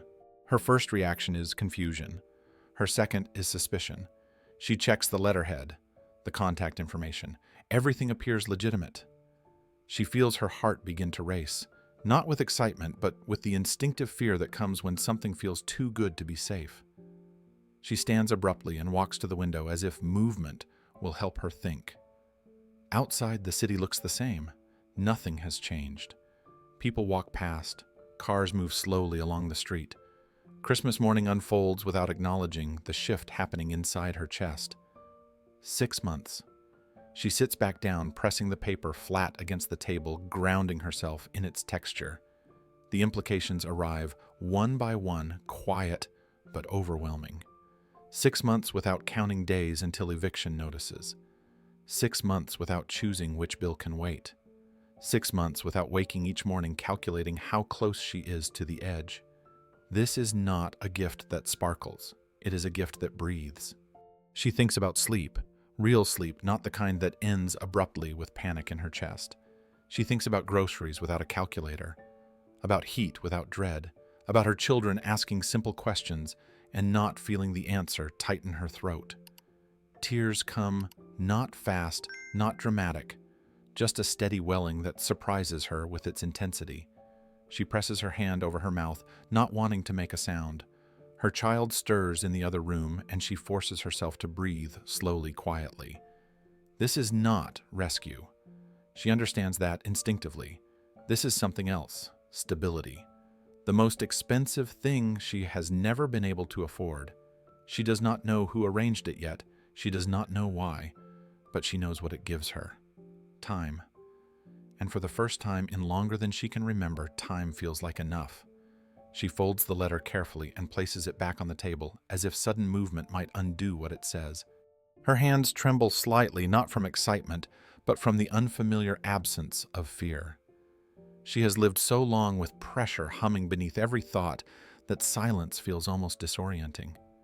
She thinks about how close she was to the edge without ever saying it out loud. One late paycheck, one unexpected expense, one small mistake. That is all it ever takes. People talk about collapse as if it comes from recklessness, but she knows better. Collapse comes from math that no longer works no matter how carefully you do it. 6 months changes the math. She walks into her child's room and watches them sleep for a moment longer than usual. Their face is relaxed, unguarded. She realizes how rarely she has seen that expression lately. Worry has a way of traveling quietly from parent to child, even when no one speaks it. She wonders how many nights her tension has leaked into their dreams. Her chest tightens again, but this time it is not fear. It is grief for how hard things have been, for how normal that hardness became. She does not wake her child yet. She lets them rest. There is time now. That thought feels unreal. Time. She sits back at the table and begins to imagine the next months not as obstacles to survive, but as space. Space to breathe before reacting. Space to plan without panic pressing against every decision. She thinks about work, about shifts she takes not because she must, but because she wants to get ahead by inches. Maybe she can say no sometimes. Maybe she can come home earlier once in a while. Maybe Christmas mornings do not have to begin with exhaustion.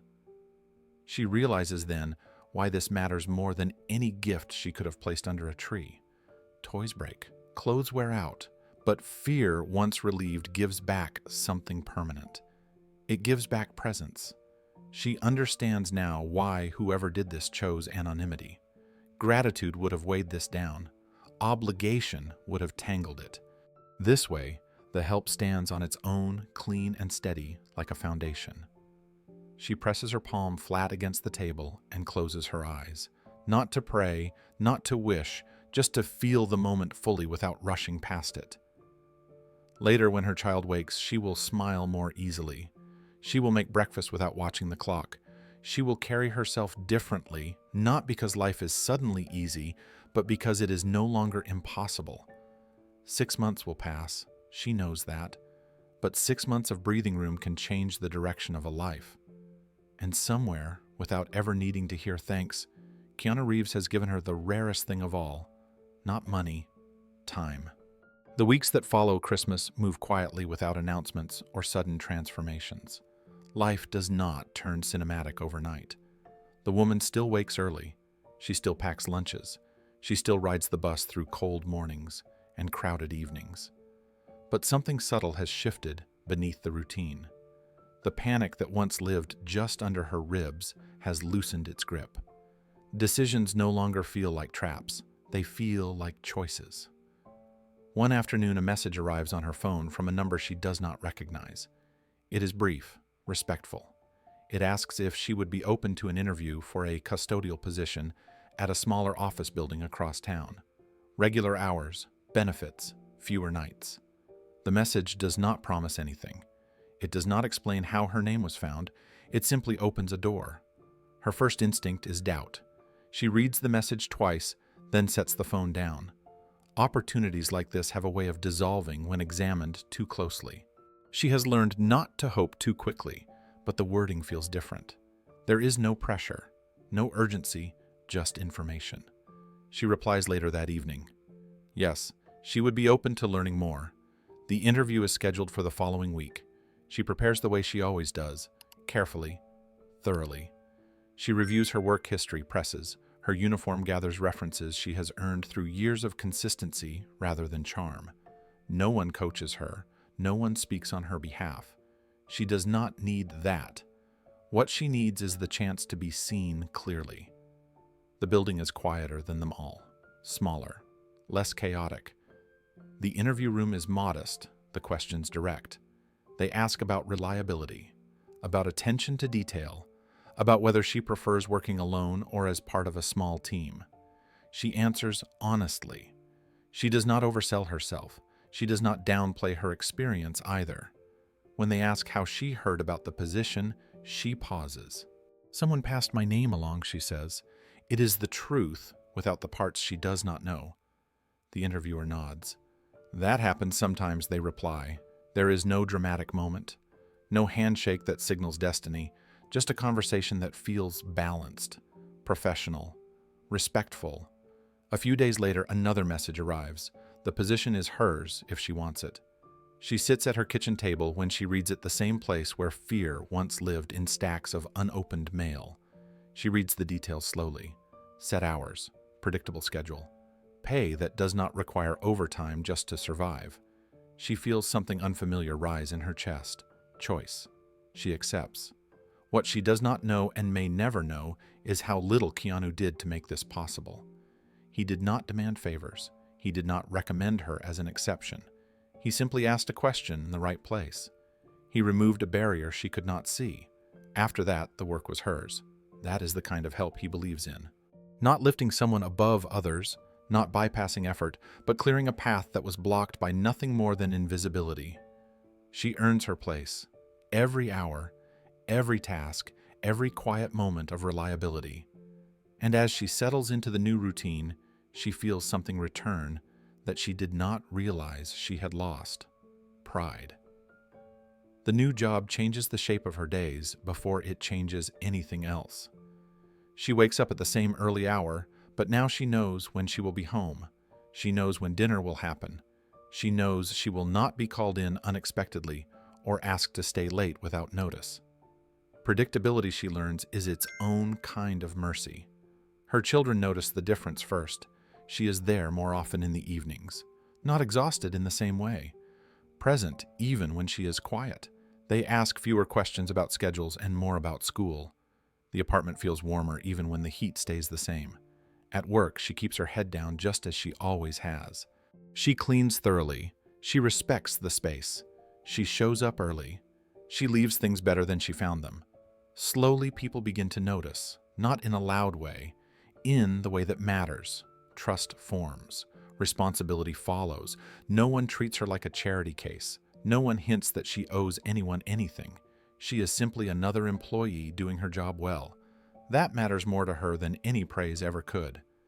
Sometimes during her breaks, she thinks back to the mall, to the break room, to the night when someone listened without interrupting. She does not replay it often. She does not need to. The memory has already done its work. She understands now why the help came the way it did. If someone had handed her a solution outright, it would have felt fragile, conditional. This feels solid. It feels like something she can stand on without fear of it collapsing. She never receives another message explaining how the job came to her. There is no follow-up, no reminder, no attempt to stay involved. The door was opened. She walked through it. That is where the help ended, exactly as it should have. One evening, as she prepares dinner, her child asks casually, "Are you happier now?" The question catches her off guard. She thinks about it honestly before answering. "I think I'm steadier," she says, "and that helps." The child nods, satisfied. Later that night, after the apartment has gone quiet, she sits alone for a moment and allows herself to reflect. Not on gratitude, not on debt, but on dignity. On the difference between being saved and being supported. On how rare it is for someone to help without taking something in return. She does not know Keanu Reeves as a public figure. She knows him as a man who listened, who noticed, and who acted without stepping into the spotlight. That distinction matters. Her life is not perfect now. Bills still exist. Worries still surface. But the ground beneath her feet feels firmer. And that firmness changes how she walks through the world. Some help fades once it is given. This kind of help stays, because it does not replace effort. It restores it. After the job settles into routine, Keanu fades from her life almost completely. Not abruptly, not deliberately, simply naturally, the way some people pass through a moment and leave only the effect behind. There are no follow-up messages, no casual check-ins, no reminder of what he did or why. The silence is intentional, though she does not know that. It feels respectful. At first, she half expects something more, an explanation, a name attached to the help, a reason she can hold on to. But days turn into weeks and nothing arrives. Life continues. Work fills her hours. Evenings fill with small domestic sounds that had been missing before. Plates clink. Homework pages turn. Laughter appears unexpectedly unplanned. She thinks of him sometimes, usually when the bus ride home feels easier, or when she realizes she no longer scans her phone in fear of missed calls from work. She thinks of the way he listened, the way he never framed her life as a problem. But she does not dwell on it. She does not need to. The impact has already settled into her bones. There are no photos of that night, no articles written, No story circulates online about a celebrity helping a struggling mother. The world continues without knowing anything happened at all. That she later understands is the point.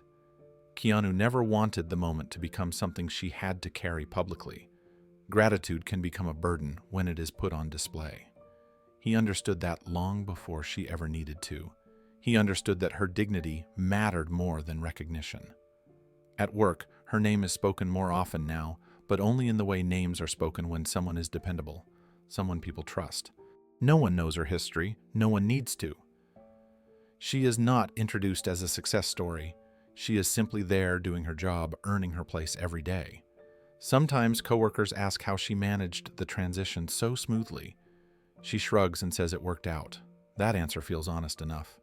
The details belong to her, not to anyone else. She notices something else too. Without realizing it, she has stopped bracing herself for the next disaster.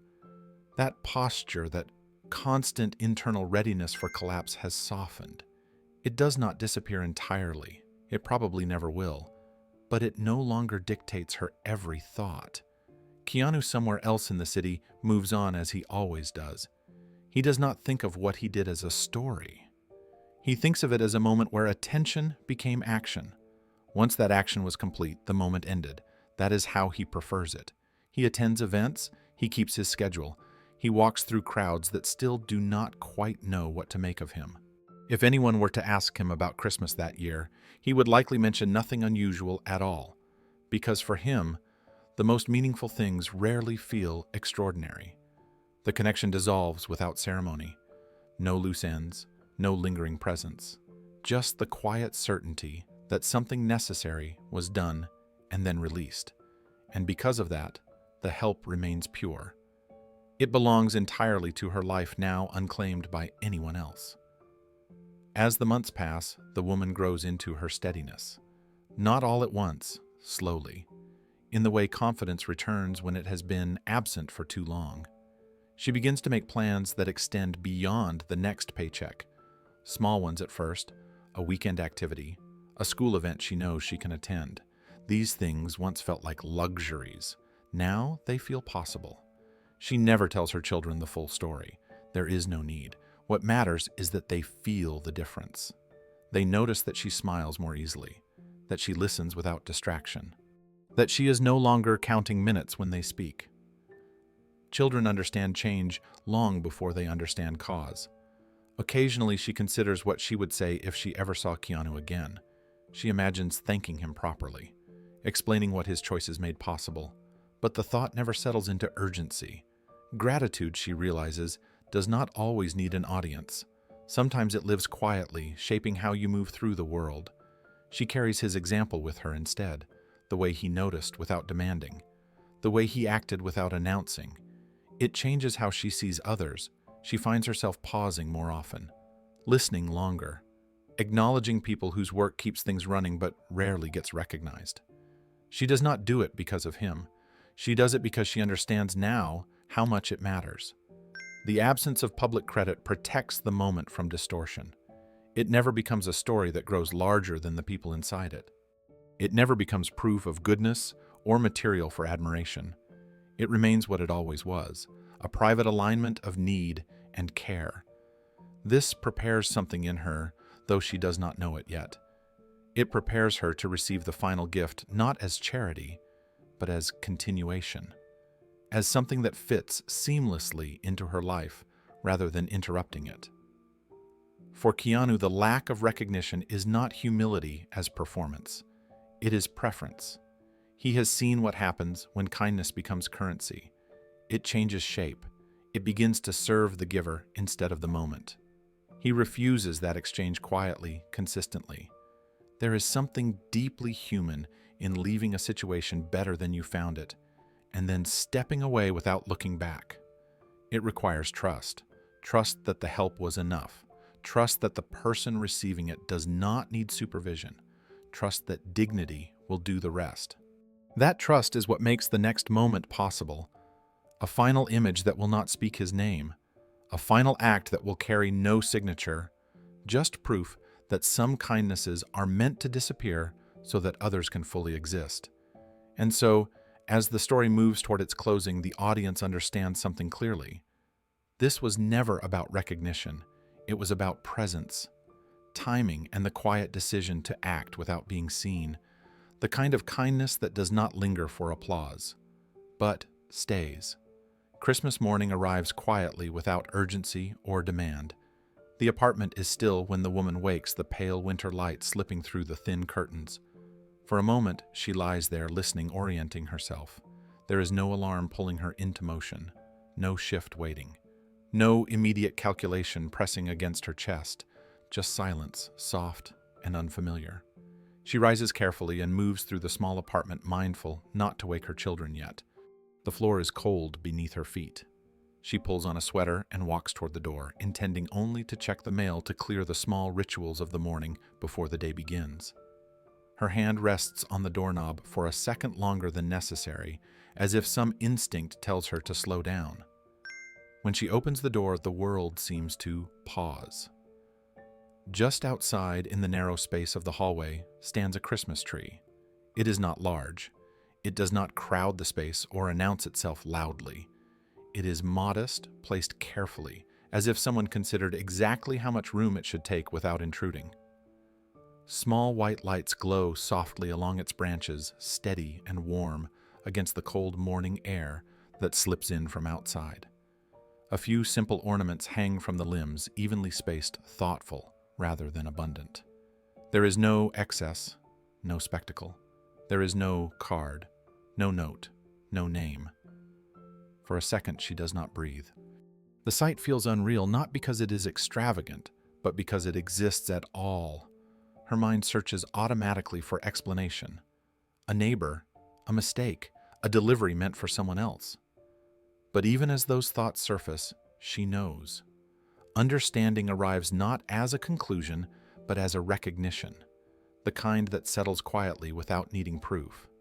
She steps closer, reaching out to touch one of the branches, half expecting it to disappear. The needles are real beneath her fingers, cool, solid, present. Behind her, she hears movement, small footsteps, a sharp intake of breath. Her children have woken. They stand just inside the doorway, eyes wide, taking in the tree as if afraid it might vanish if they move too quickly. One of them gasps, the sound sharp with disbelief. "Mom," the child whispers, voice trembling with excitement. Is that ours?" She turns to them, and this is when the tears come. Not all at once, not dramatically. They gather slowly, filling her eyes until the world blurs. She presses a hand to her mouth, trying to steady herself, trying to stay upright inside the weight of the moment. She nods once, unable to speak yet. "Yes," she manages. "It is." The children rush forward, careful but eager, circling the tree, pointing out the lights, the ornaments, the way it fills the hallway with warmth. Their joy is unfiltered, pure, immediate. The sound of their laughter echoes softly, filling a space that has known too much quiet. She watches them, her chest aching with something too full to name. This is not about the tree. She understands that instantly. It is about what the tree represents, being remembered, being seen, being considered when no one was required to do so. She does not look for a note again. She does not need one. The absence of a name feels intentional, protective. It allows the moment to belong entirely to her children, unburdened by explanation or obligation. She steps aside, leaning against the wall, allowing herself to cry freely now. Tears slide down her face, unchecked. She does not wipe them away. There is no reason to hide them today. This is where Christmas finally arrives, not with noise, not with proof, but with presence. She lets the children have the moment without interruption. She does not rush them. She does not correct their excitement or tell them to be careful. She simply watches as they kneel on the floor, inspecting every ornament as if each one holds a secret. Their voices overlap, soft but animated, full of wonder. She notices how easily joy returns to them, how little it takes when fear is absent. One of the children reaches up and touches a light, then quickly pulls their hand back, laughing. "It's warm," they say, delighted. She smiles through her tears. The smile feels different than the ones she has practiced for so long. It does not come from effort. It comes from relief. She steps forward and kneels beside them, wrapping an arm around their shoulders. For a moment, all three of them are still gathered close in the narrow hallway, the glow of the tree reflecting softly in their faces. She breathes in slowly, deeply, as if afraid the moment might slip away if she moves too fast. Her mind flashes briefly to the break room, the stale bread, the humming light, the quiet decision to stay away so her children would not see her break. The contrast is almost too much to hold at once. She feels a wave of gratitude rise, then steadies herself. Gratitude is present, but it does not overwhelm. It sits gently beside something else. Peace. Not the kind that promises everything will always be easy. The kind that says, this moment is enough. She notices something else then. There are no wrapped gifts beneath the tree. No boxes, no clutter. And instead of disappointment, she feels clarity. The tree itself is the gift, the intention behind it, the care that brought it here without expectation. She understands why there is no card, why there is no name. This was never meant to explain itself. It was meant to exist. Her children do not ask questions she cannot answer. They accept the tree as fact, as magic, as something that simply arrived because it was Christmas. She lets them keep that belief. She protects it the same way she always has, with quiet choices and unseen sacrifices. She rises slowly and makes breakfast while they sit nearby, still glancing back at the tree as if afraid it might disappear. The apartment feels warmer now, even though nothing physical has changed. The heater hums the same. The walls remain thin, but the space feels filled. As they eat together, she catches herself laughing at something small. The sound surprises her. It has been a while since laughter came without effort. She lets it stay. Later, as the morning unfolds, she stands alone for a moment, looking at the tree once more. She presses her palm lightly against the wall, grounding herself. She does not whisper thanks. She does not speak at all. She carries the gratitude inward, where it belongs. Some gifts demand to be acknowledged. Some gifts demand nothing in return. This one simply asks her to keep going. And as Christmas morning settles gently around them, she does. Stronger, steadier, seen. She does not try to solve the mystery of the tree. The thought passes through her mind briefly, lightly, and then moves on. There is no urge to ask neighbors, no instinct to search for answers. Whoever placed it there did not want to be found. She understands that as clearly as she understands the weight of her children in her arms. She pulls them close both at once, her arms wrapping around their small bodies as they lean into her without hesitation. Their warmth presses against her chest. Their breathing steadies her own. For a moment, nothing else exists. Not the apartment, not the city outside, not the future waiting just beyond the day. Only this, holding them, being held back. The children chatter softly, still half in disbelief, pointing out details on the tree, imagining where it came from, what it means. She lets their words float past her ears without interrupting. She does not correct them. She does not guide their thinking. She lets them have their wonder exactly as it is.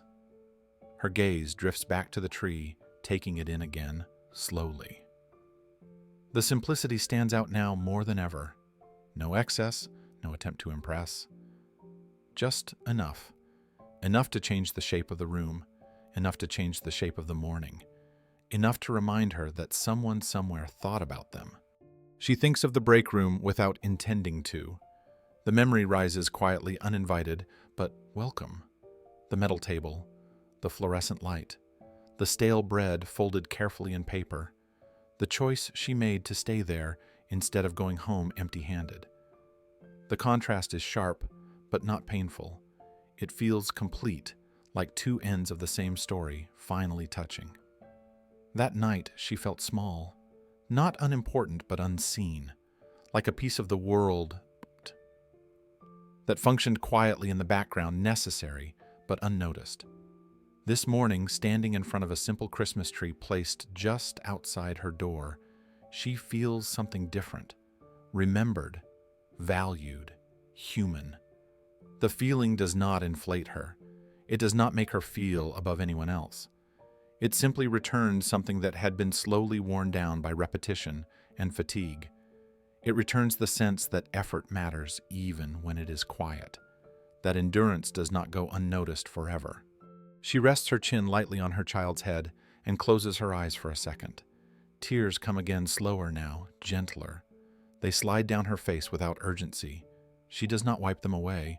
There is no shame in them. They belong here. The children shift in her arms, content, grounded. One of them sighs, the sound long and relaxed, and she feels it echo inside her chest. This is what safety sounds like. Not silence, not perfection, just ease. She does not say thank you out loud. Words feel too small, too public. This moment does not need to be spoken. It needs to be held. She understands now that some kindness is not meant to be explained. Explanation would only shrink it. This kindness was meant to arrive quietly, sit gently, and then disappear into the fabric of her life, as if it had always belonged there. And so she lets it. She stays right where she is, holding her children, letting the meaning settle into her bones, knowing without knowing exactly who made this moment possible. Understanding without words, and for the first time in a long while, that understanding feels like enough. She eventually releases her children, not because she wants to, but because life continues gently around them. They drift back toward the small table, still glancing over their shoulders at the tree, as if checking that it remains real. She watches them move their steps lighter than they were yesterday, and something inside her settles into place. She returns to the tree one more time, standing alone now. The lights hum, softly, steady, and patient. She notices how carefully it has been placed, not blocking the hallway, not imposing. Whoever did this thought about how it would feel to open the door and see it there. Not startled, not overwhelmed, just met. Her thoughts return again to the break room, but this time with clarity rather than ache.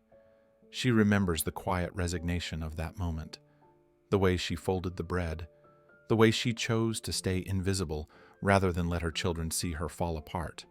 That choice had felt like surrender then. Now she understands it differently.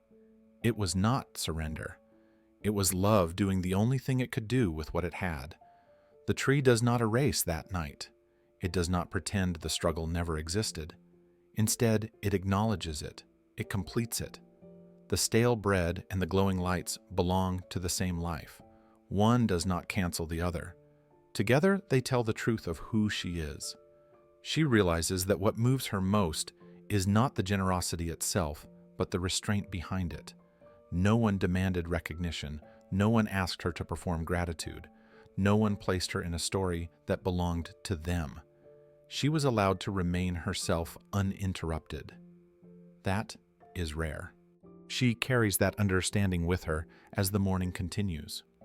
When the children ask questions she cannot answer, she smiles and lets the questions float away.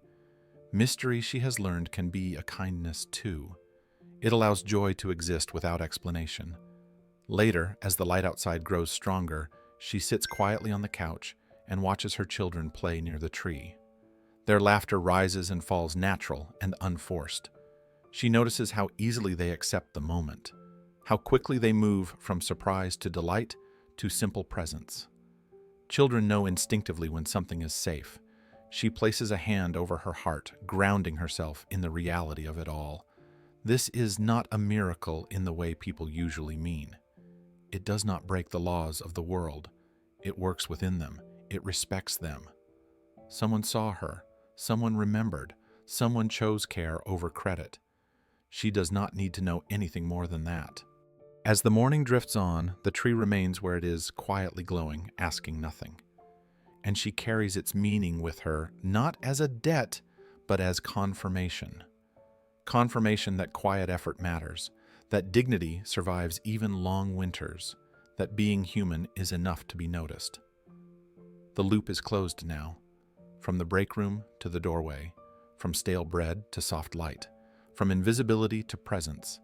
And in that understanding without words, she finds something she did not realize she had been missing. Not hope for someday, but peace for now. Christmas morning finds Keanu Reeves somewhere else entirely far from hallways lit by candles and small apartment doors quietly opened. He wakes in a modest room, the light outside pale and unhurried, slipping through the curtains without ceremony. There is no alarm, no rush. He sits up slowly, stretches, and listens to the city waking in its own way. Distant traffic, a door closing somewhere down the street. The soft, ordinary sounds of a day beginning. He makes coffee for himself, simple and unadorned, and stands by the window while it brews. Outside, the world looks much the same as it always does. A few people walk by bundled in coats. Someone walks a dog. Someone else jogs past with headphones on breath, visible in the cold air. Christmas exists here too, but quietly woven into routine rather than displayed. Keanu drinks his coffee slowly. He does not scroll through messages. He does not check the news. He lets the morning arrive without commentary. His thoughts are calm, unoccupied by review or reflection. He is not replaying the night before. He is not measuring outcomes. For him, what happened has already settled into the past, filed away with countless other moments where attention became action and then dissolved. This is how he prefers it. He steps outside after a while, pulling his jacket close, hands tucked into his pockets. The cold feels clean, bracing without being harsh. He walks without destination, letting instinct guide him through streets still half asleep. Storefronts are closed. Windows glow faintly with interior light. Somewhere, a radio plays softly through an open window. Keanu passes people without interaction, exchanging nods when eyes meet nothing more.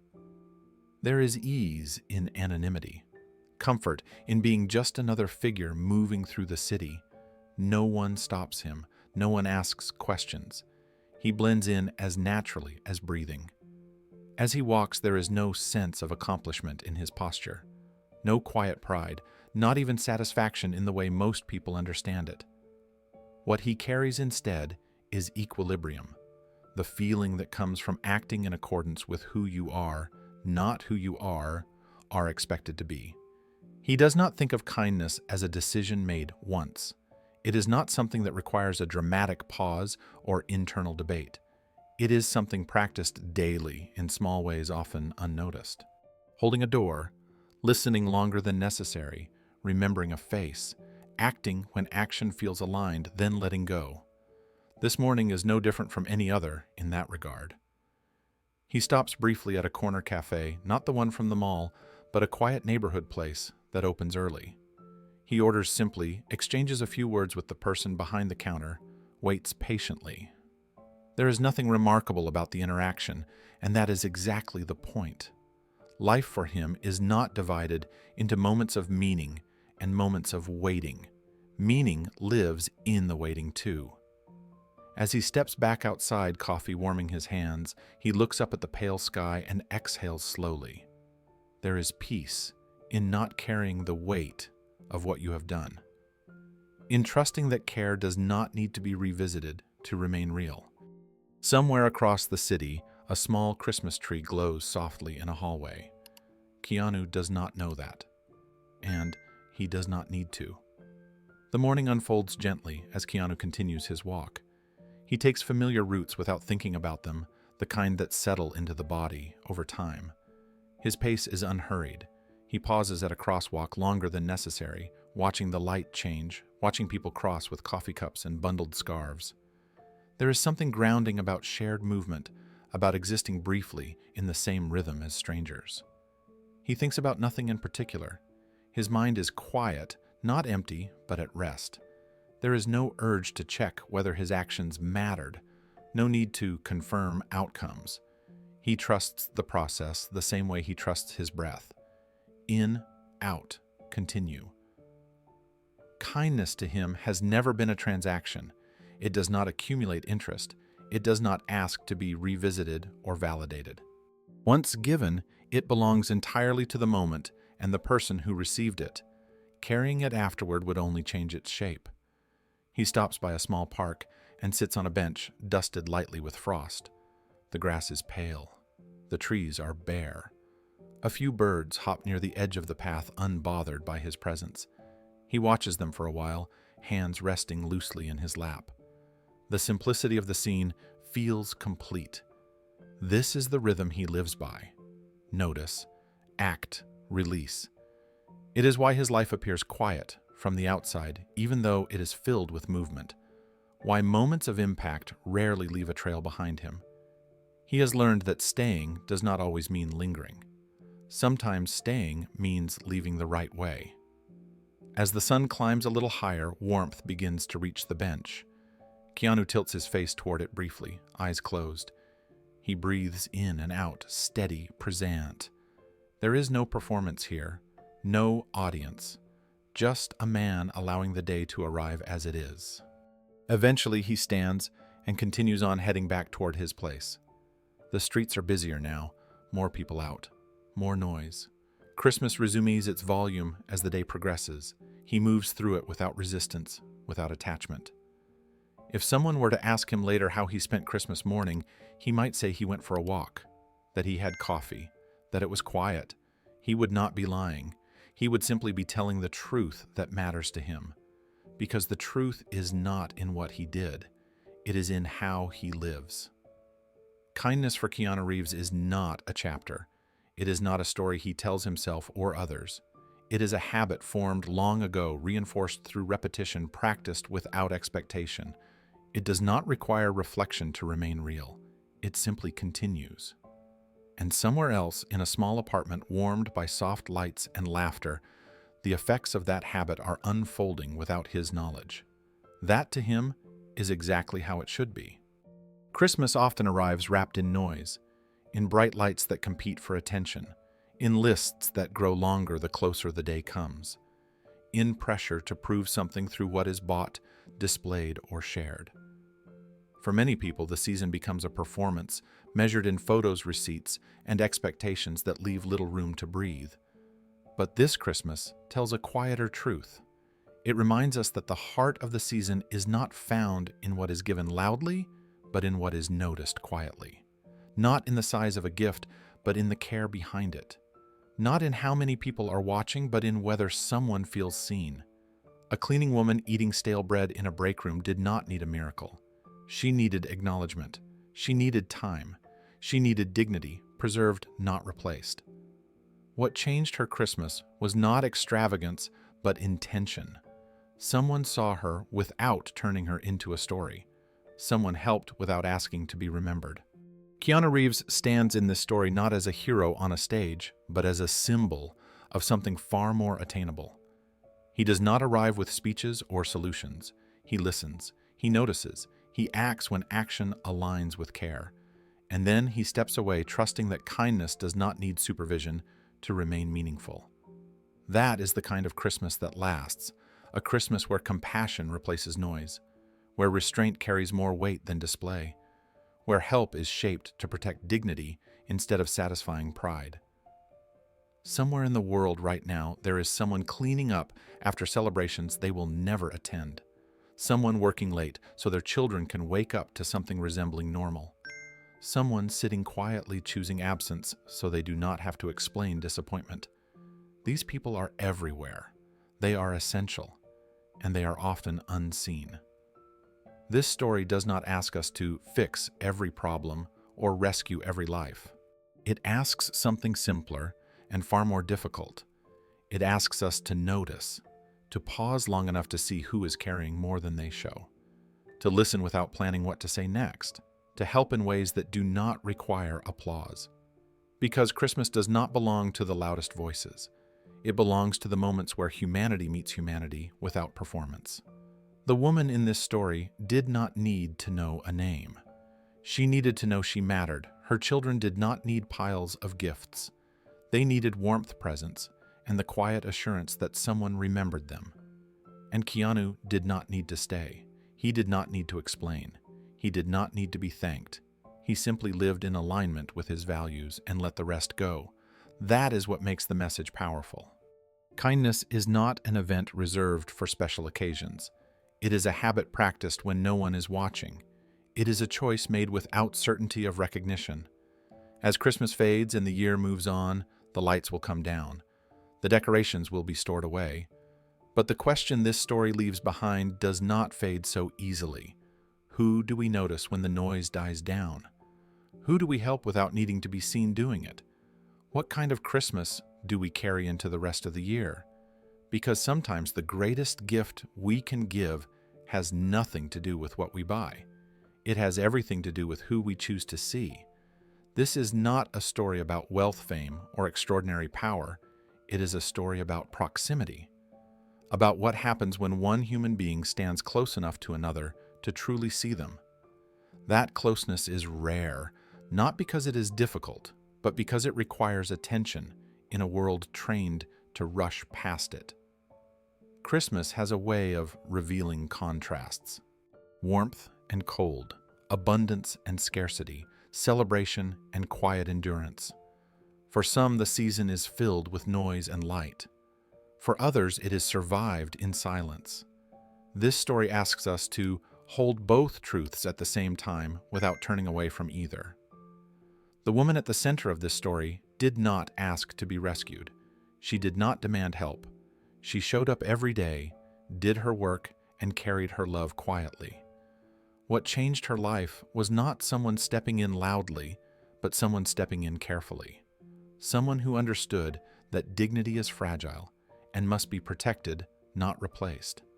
Keanu Reeves becomes meaningful here, not because of who he is, but because of how he moves through the world. He does not treat kindness as a performance. He does not treat generosity as an announcement. He treats it as part of living, a habit formed through repetition, guided by empathy rather than image. That is why this story lingers, because it does not ask us to become heroes. It asks us to become present. It asks us to look again at the people who clean, serve, fix, and support the moments we celebrate. To consider the unseen hands that make joy possible without ever stepping into it themselves. To recognize that sometimes the most meaningful help is not dramatic, but deliberate. As the season passes, each of us will have moments where we stand at a crossroads, moments where we can walk past quietly or pause and notice, moments where we can choose convenience or choose care. These moments rarely look important while they are happening. Their weight is only felt later. The tree outside a small apartment door did not change the world. It changed a morning. It changed a family's sense of being remembered. It changed the direction of a life that only needed stability to continue forward. That is the power of kindness, practiced without expectation. So as this story comes to a close, the question it leaves is simple, but not easy. Who around us is eating quietly unseen? Who is choosing silence so others do not see them break? Who might need time more than gifts? And when we notice them, what will we choose to do? Because Christmas is not defined by what we display, it is defined by what we protect. And sometimes the most lasting light is the one we leave behind without signing our name.